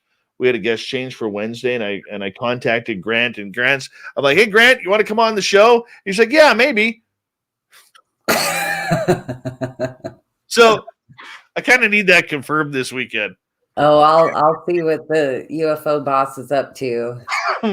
Yeah. I would say the only reason he would say no is if he's got like a bunch of other stuff going on that day. Because I know, he came on with the eye patch on last month. Like he usually doesn't say no to me. He's pretty cool that way. That's right.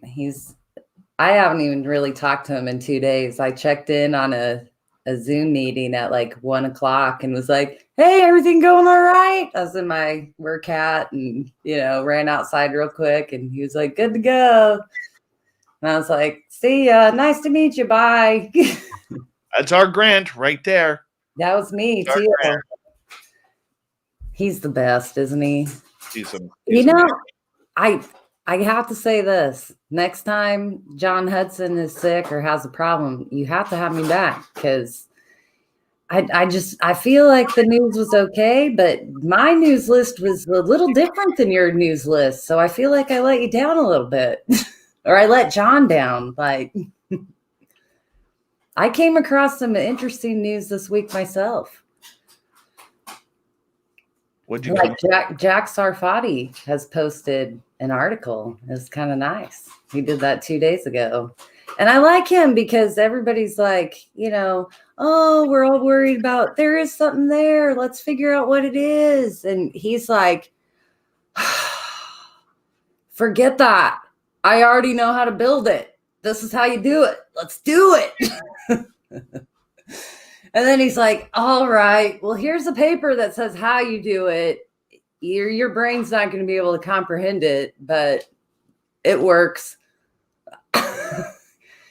So I don't know. There's very few people that share their love of Jack Sarfati with like I do. So I get excited when he puts out articles and papers. I mean, it's not like a published one like in Nature, but that did remind me, we were talking the Westall interest in the kid.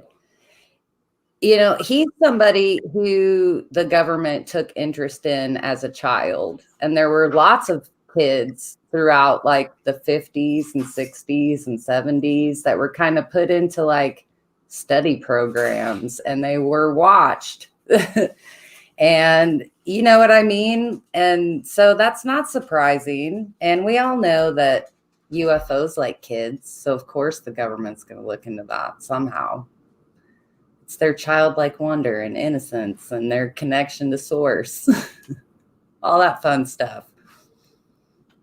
We say hello to Wallet Moth, gorgeous Julie Rios, and little Tara Spender is here. Where's little Marky Spender? Oh, I'm not reading the chat because of the chemical is called wash and walk. Since I wash and walked my eyeballs today, I can't read. Little Marky Spender is probably in bed because him and I have a road trip tomorrow. Scott Terrell, welcome to the channel. Where are you road tripping to? Is little Marky Spender working right now? Oh, okay. Scott, you can send all your requests for people to bookings at spacedoutradio.com or free at spacedoutradio.com or Jenny or Jennifer at spacedoutradio.com or info at spacedoutradio.com. Look at that. There you go.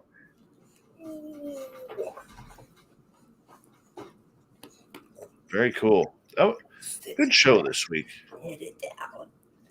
How's Sit your- it down. What's your dog's name again? Buster, the terror of Tremont Street.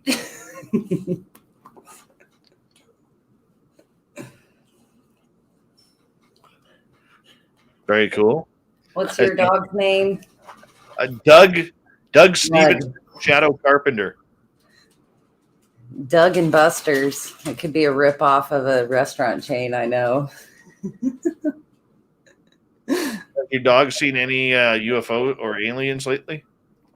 You know, he hasn't been hiding under the bed, but it was funny when I let him out tonight to join this show. It made me think of the last time I let him out really late. I went outside in the yard with him, and he has like a fenced in area. It's about 100 yards long or 100 feet long. And he was running back and forth, and I kept hearing this tink, tink, tink, tink, tink. And I'm like, what is, like, something was hitting the fence. And then he came running towards me like, oh my God, there's something there. So I went inside, I got my flashlight, and all I could see was like this blobby shadow like running. And I went, Buster, get it. And he took off running to whatever it was. And then all of a sudden I heard him, yipe. And he came running back to me. And then I was all like, oh, no, you didn't, whatever you are. And I ran into the yard to save my dog from whatever it was. And I was like, oh, this thing didn't make a sound. My dog ran up on it. I didn't hear a growl. I didn't hear anything. So I get around this big tree that's in my yard, and I look down, and there is my neighbor's biggest, fattest cat that I've ever seen in my life. Like, I bet this cat was like basketball sized with legs. He was so chubby he couldn't hop back over my fence. So I scooped him up and I took him to his porch, and I rescued a cat at 3:00 in the morning. And I was glad it wasn't an alien, honestly. But I fought through that fear for a moment. I was like, if I go around this tree and it's Dave's alien Carl standing there like, I knew you. In his clicks, you know, like, I'd be like, oh, Carl. Oh, yeah. Hello, Carbine's right. Hey, Terry Brown, welcome. What other interesting news? Oh, this object, like ISIS had a docking, you know, and there was this strange object spotted, and they like gave a statement there about it, which is unusual. They usually don't make statements, or they're like, oh, it was ice, you know.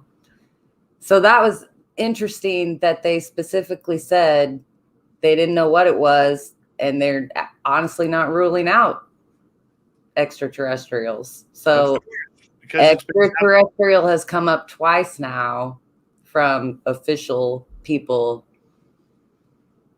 I love it. It's really good. What do your inside sources say with Lou? Like, I haven't.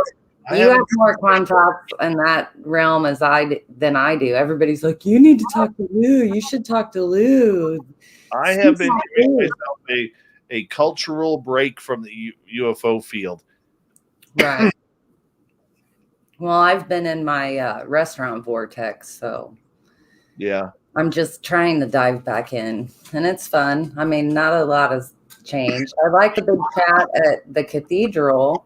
I thought that was interesting. But then Avi Loeb joined some panel and kind of went berserk on some ufologists. So,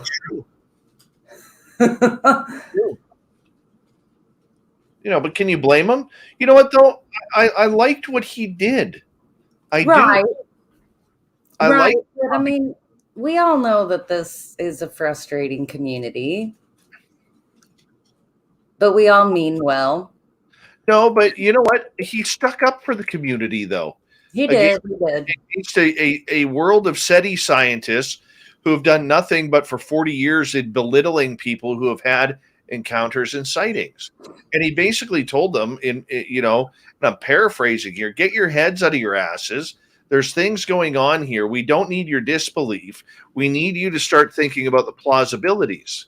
Right. But I think, like, and believe me, I'm no like psychologist, but I mean, I think this is like the outlash of fear of people thinking that Galileo is going to be another SETI, where it's just this search out there with this like blanketed acknowledgement of the community. But I mean, our community is kind of all about they're here side of the search. So, I mean, I know they've brought in people, and I'm hesitant about all of this, but I'm also on the side of we need people like Avi, and he's paying attention to us. And yes, with the more the merrier. Like, we just have to do our diligence and keep part of his attention, on us. And yeah, if we go around just like, he's our modern day J. Allen Hynek without going after the experiences. When J. Allen Hynek became a believer. Yes. Not when he was the skeptic with swamp gas. I think he was a believer before that, honestly, maybe. But yeah, the swamp gas was like the needle in the hay of him losing his cool with being the cover-up guy. And I think Avi Loeb, like I said about Lou, I think he thinks his intentions are good. And I think he believes that. And I mean, he has flat out said, this project is going to continue searching for artifacts in space, possible ancient artifacts in space. And yes, he believes they're extraterrestrial in origin. We should champion that. If we find artifacts in space somewhere out there, then it lends to our cause that they're possibly here, which we believe. I like the fact that he's saying that, we have to be open to the fact that this is a strong possibility, and science denying it because they don't want to believe it is the wrong part of critical thinking. Right. But let's ask this, because a big part of this, does function as like in a business sort of way. So what happens when funds start to get depleted, though? Like, what part of the agenda gets axed? Is it our community part? No idea. It all depends. Right. So, right. Well, I also think it depends on if we keep poking that bear. Like, okay, you used us in the beginning to get attention for your cause and brought some of us on the team. So make sure we're not the first to go if anybody does have to go. So we all know who's joined their ranks, and we've been like, oh, cool. That's great. Yeah, let's do this. So they're going to do their part. These people aren't just talkers, they're doers. So, Well, it's going to be interesting to see. This is either going to gain a lot of steam, or it's going to be an explosion of falling flat on its face. Right. And we're going to go back into the dark world again.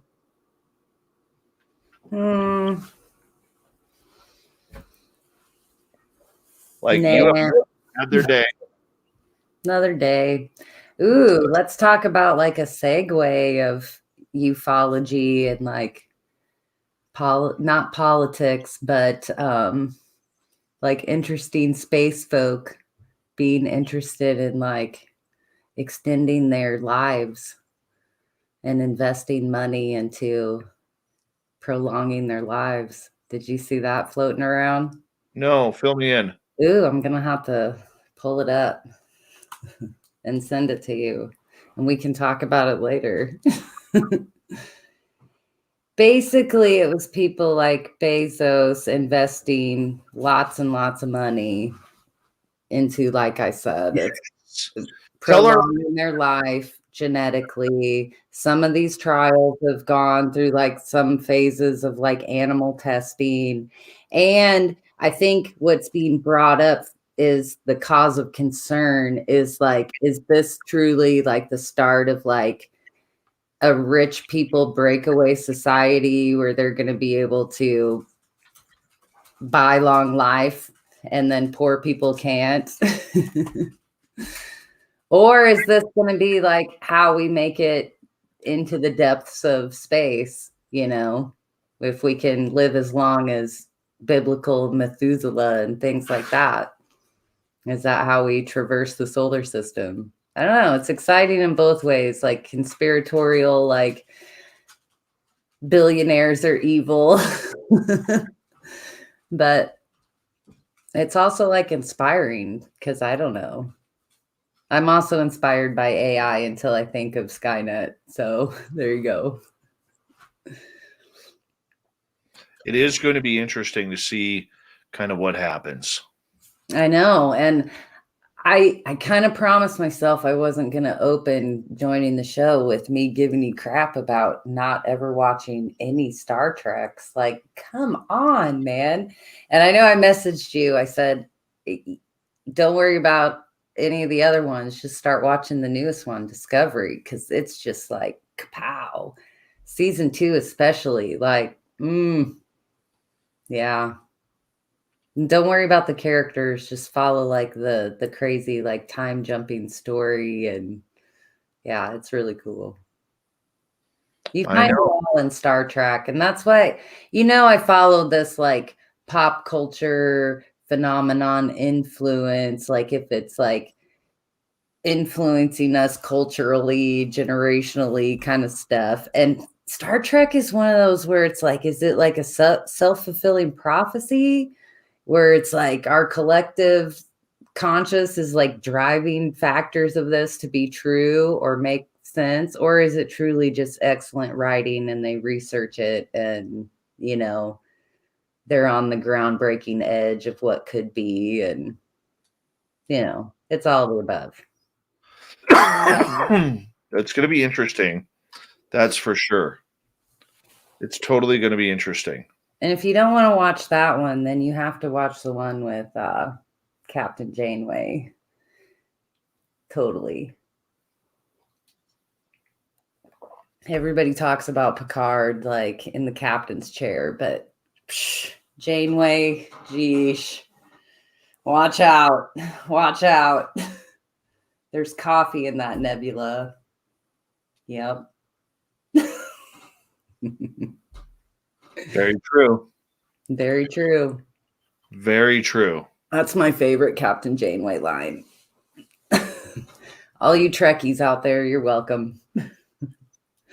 I love you too. I miss reading the chat. You can read the chat. Not really. I got like blurry meatball eye over here. Like, I forgot you got meatball eye right now. Yeah, it's not good. What else is going on in the world? Like, I really liked your guest tonight. She was kind of awesome. She was awesome. I liked what she was saying about like oracles at Delphi and stuff, or Delphi. And it made me think of parts of my research that I've done where, who is the inventor? Heron was his name. And he used to make these machines that they would put in temples that would make like the statues smoke.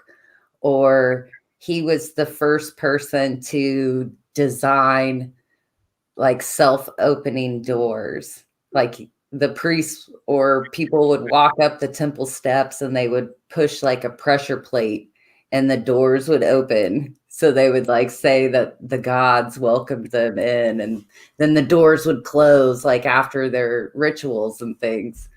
I find that all fascinating. And all in almost every type of religious service, you can find this pattern of what like we call in Woo land raising your vibration, or like coming together like that as a group, like whether it's singing or dancing, and it's all like designed to induce an experience, a spiritual experience or a connection. So I think that's neat.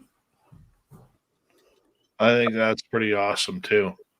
I'm rambling because I'm tired, but it's after hours here at SOR. You can ramble all you want. You got an interview coming up next month with just a couple of weeks with Big Willie. I do. And, I'm honestly like fending off like possible work that day. I'm like raising my eyebrow every time my boss is like bringing up days that might be tough. And I'm like, better not be that day. That sort of thing. Because I inked him in, I didn't pencil him in. So I'm committed. Yeah. The minute the ink dries, you're there. I'm excited, but I can't call him Big Willie. I have to call him William. It's like, my son's name. So I have to use it to its fullness. My middle name is William. All the cool people are associated with that name somehow. It's not surprising.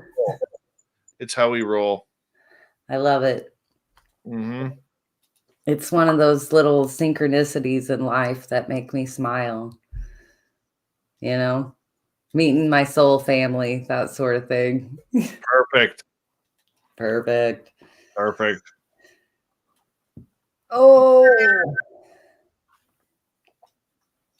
You can head off to bed if you want.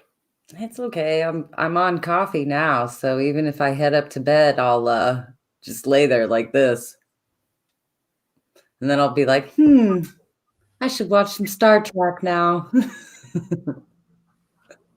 And then I'll be up till dawn because it's that good. Boom. It is kind of cool.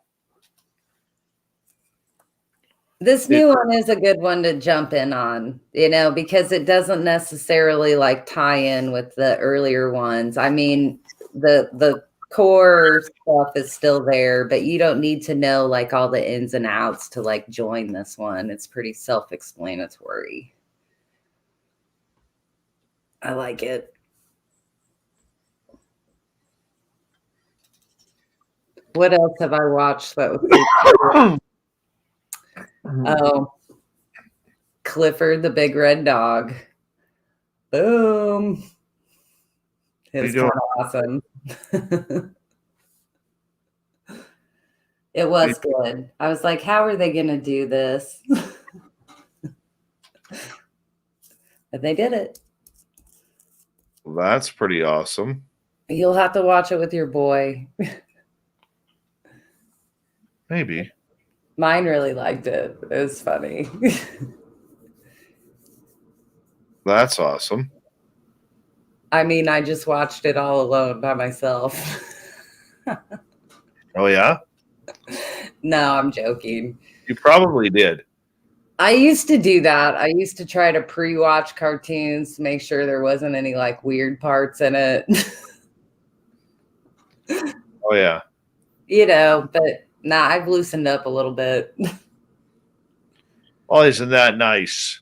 Except, what I come down on is these gamer YouTubers that do walkthroughs. They have so many little kids watching their stuff and trying to play along. Watch your little potty mouths. And I don't care if you say frick or flip. You've got a bunch of little first graders and kindergartners saying frick and flip at school. And teachers going, Well, my son watches these and listening to these idiots scream away like they're being chased, and you'd swear that someone's cutting their nuts off. Every time, I don't know how many times I've told my boy to change the channel because I don't want him acting like a soccer player like that. I go in and I mute and ignore and block and delete and unsubscribe and do all sorts of fun mom stuff. I'm like, oh, you're gone, Huggy Wuggy. Sorry.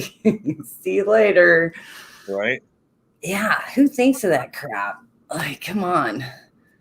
Or rate your videos right, creators. That's another thing. Right. But I don't know. I don't want to bitch about any regulations and algorithms. So that's like bad karma in YouTube land. Wow. Look at that. Wow. Look at that. What are we looking at? Nothing. I'm just one of them sayings. One of them sayings. Well, would you look at that? Pumpkin up. What's that? You still got a pumpkin. They're my Thanksgiving pumpkins. They're not jack-o'-lanterns, so and they're not real. Although my real ones are still alive outside. I'm just kind of like, what are you guys gonna do? I got 10 hours of driving. I got 10 hours of driving to do tomorrow. Oh, I like that though. I like driving. I gotta tell you right now, I'm hitting every Taco Bell on the way. I'm sad about Taco Bell right now. I'll share my sadness with you off air because it's not an on-air Taco Bell discussion. Oh no. Has nothing to do with their food, but about I can't even share that. Yep, nope, not gonna do it. Let's just say I no longer enjoy their food right now. Well, yeah. It used to be part of my every other Friday drive home routine. I would be like, oh, I'm gonna get Taco Bell before I drive 12 miles home. And then it's like, oh, I can't put that on the stop anymore. Nope, not gonna do it. I'll make my own Taco Bell tacos. I'm a chef. I can do it.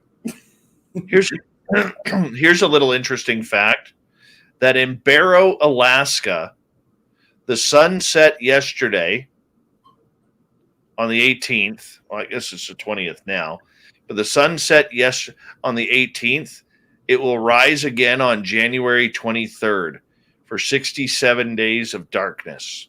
Oh, vampire season. That's brutal. I don't like that. That depresses me for Alaskans, just thinking about it, honestly. Jenny says for you to soak a green tea bag in very warm water, squeeze it, and put it on your eye. Jenny, my mom told me the same thing, and I was soaking it with something earlier before I knew that, but I got out my green tea bag earlier, and I'm going to put one on my eye when I go to sleep. So that's awesome. Tape it on there, dude. Now that I've heard it twice, I'm like, okay, my mom's not crazy.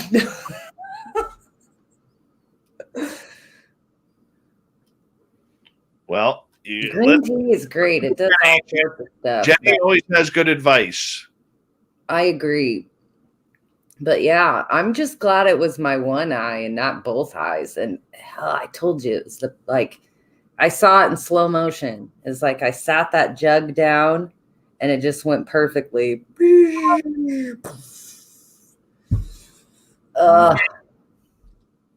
I should have been wearing safety goggles, I guess.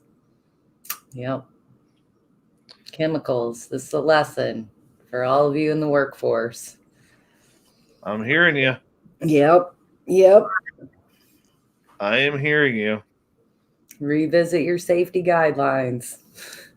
Mm-hmm. Accidents do happen. I am totally hearing you on that. Oh, hey, I sent you that deliciousness I cooked earlier. Did you like my little video of that finish on that? Well, I was not hungry until you showed that off. I'll do a plug for the restaurant, right? I'm sure corporate Ruby Tuesday wouldn't care. It was the chicken fresco. And yeah, like you steam tomatoes over chicken with balsamic. And then I drizzled lemon butter on it. And thank you, Ruby Tuesday, for coming up with that. I actually love cooking that every single day, like 40 times. I like to have some of that. It's satisfying when you pour that lemon butter over it. Like, you watch that and you're like, oh, does it?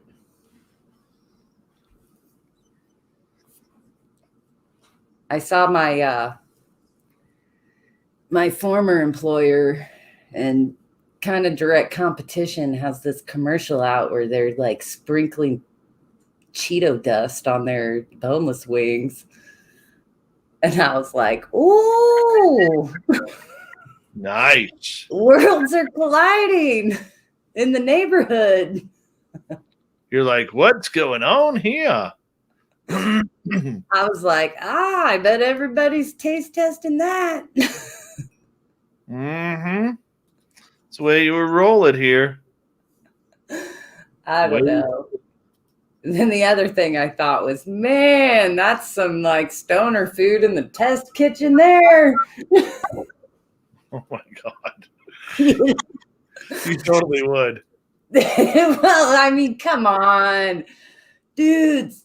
You know what would make these chicken wings even better? Cheeto dust. You know what I mean? Like,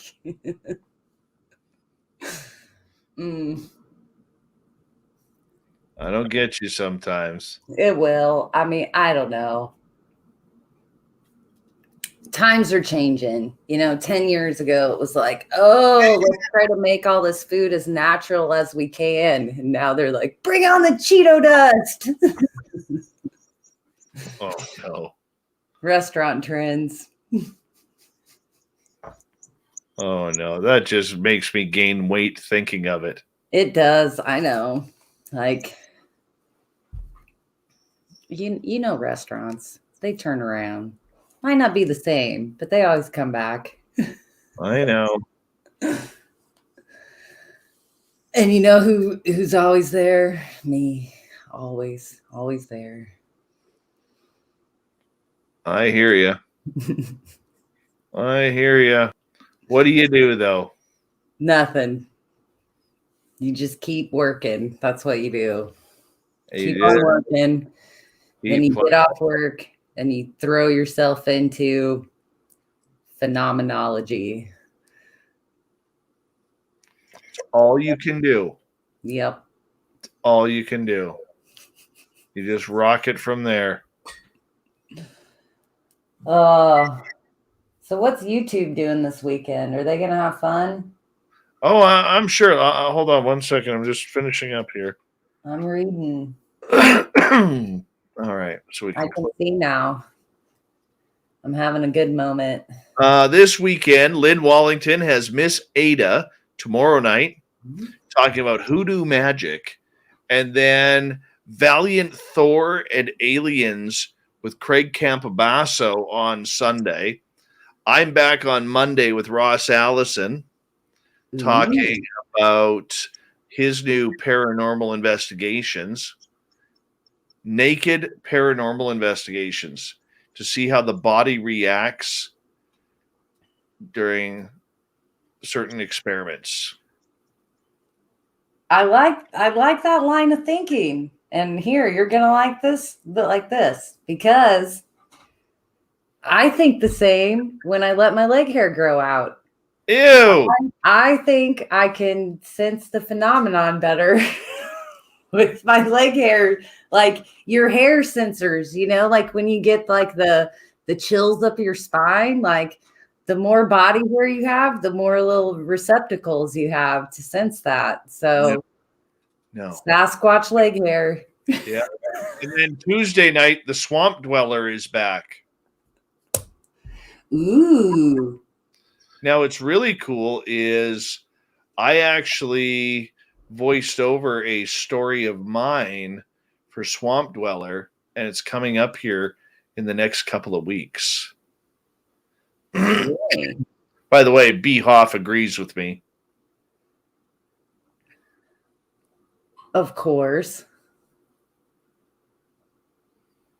So I'm trying to think what I have coming up. Ooh, I'm getting ready to post the interview that Grant and I did with Nancy Tremaine and Sarah Cosme Brexman. Hope I pronounced her name correctly. The hypnotherapist. Mm-hmm. And, you know, our topic of discussion was postmenopausal ladies and hybrid babies. So I think that's going to like blow some skulls with that just a little bit. I'm excited because I haven't heard this take, you know, in that scenario. So I'm happy about that. And what else? By the way, I am putting it out here publicly that on Tuesday the 30th, you need to come on the air with me. Tuesday the 30th. Yes. It is imperative that you come on the air with me.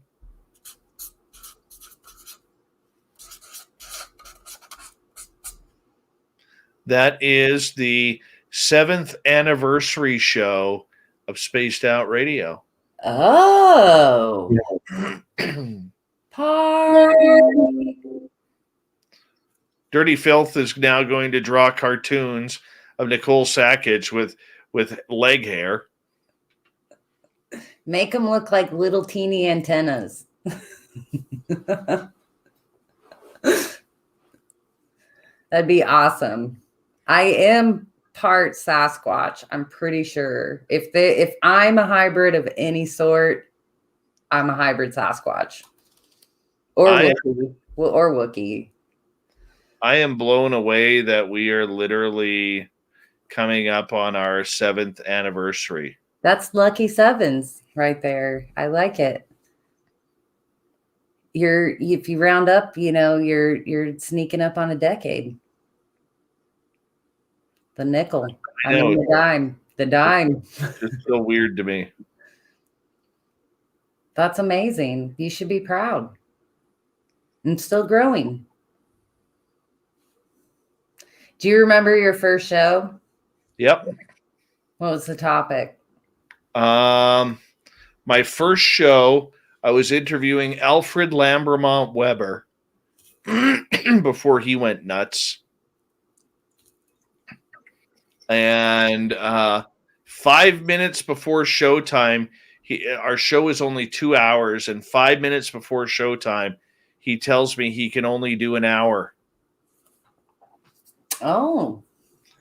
And then Johnny Enoch filled in the second half hour or the second hour of the show.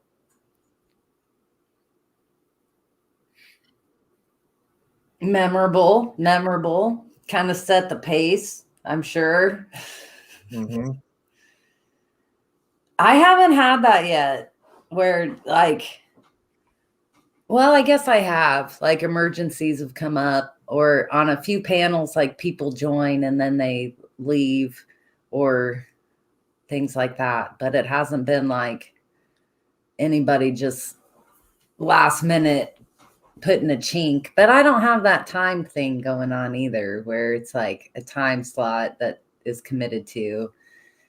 It's more or less like the cat herding scenario of a time is agreed upon and then like 20 minutes before the time changes.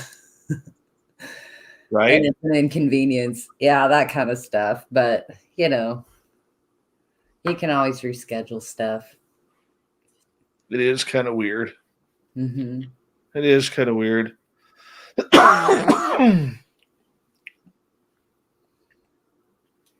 Is kind of weird.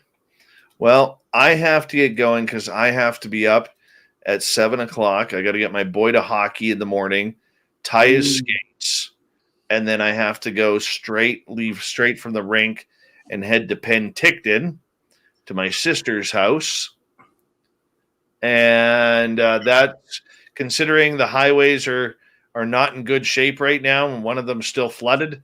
I'm going to have to take the long way, which is about 5 hours instead of 4. And yeah. Take the long way home. Mm-hmm. I swear my hair stopped growing. Maybe it was the eclipse. That weird, crazy eclipse that was going on. 6 Maybe. hours long. I think it was messing people up for like the week leading up. Mm-hmm. Right? Could be. I don't know. It's not really my woo hat. Oh, I hear you. But yeah, I'll let you go too. That sounds like a busy day tomorrow. And then it also made me think that The Cutting Edge is my favorite hockey movie. Toe pick. My favorite hockey movie is Slapshot. There is no other. That's my second favorite. I actually own that one. Do you? I do. I own Slapshot on DVD. Beauty. I said Cutting Edge because it's really a figure skating movie, not a hockey movie. I'll tell you, to this day, Ogie Oglethorpe is still one of the greatest players ever in the Federal League. To this day, I've only ice skated like 3 times in my life. To this day, let's see.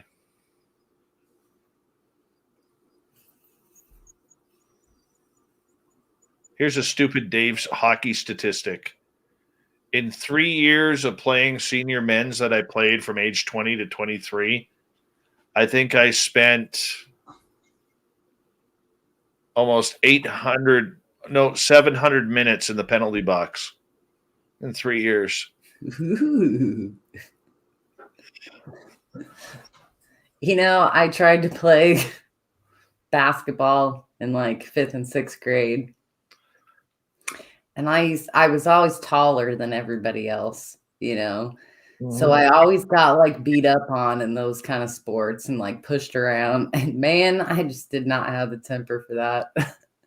I was thinking about this time where this girl like really like body checked me kind of hard. And of course the ref just kind of let it go. And this happened about 4 or 5 times throughout the game. And I finally just like took the ball and like, bam, like threw it up, like bounced it at him. And then he like tweeted his little whistle at me. I was in 5th grade. I was thinking about that. It's not one of my prouder moments in sports. I was trying to think of ways that my son could avoid moments like that. So I'm working on it. But yeah, if basketball had a penalty box, I would have been in it. So my boy during his scrimmage game the other day got knocked down, and he was kind of whining on the ice. And I was kind of standing behind the plexiglass. I kind of walked over to him. I kind of said through the glass, I'm like, get up. And he's like, I don't want to. I'm like, get up. And he's like, so he finally gets up. He's like, that boy hit me over there. And I'm like, yeah, son, that's called hockey. Go smoke him back. Right? Go smoke him back. I don't want to. I said, this isn't soccer. Go get him. Oh. I never played soccer, but my sister did or tried to. And I know she came home like after like 2 or 3 practices and was just like, nope, this isn't for me. Yeah. Get kicked and junked. he had a rough practice on Wednesday. He was skating and he collided with another kid and kind of fell on the ice and banged his elbow. So the coach took him off to the bench to make sure that he was okay, which is cool. I walked down to the bench and I love this other coach came right up to him And the coach goes, "Are you hurt?" And he goes, "No." He was sucking it up a little bit because it was a stinger. And coach is like, "Well, get on the ice. That's what hockey players do. Get on the ice." And I look at the coach, and the coach looks at me. I just smiled. Yeah, that's the way it's done. Get on the ice. So I'm like, "Come on, man. Go kick some ass out there." Right? Yeah, you gotta encourage it sometimes. But Oh, yeah.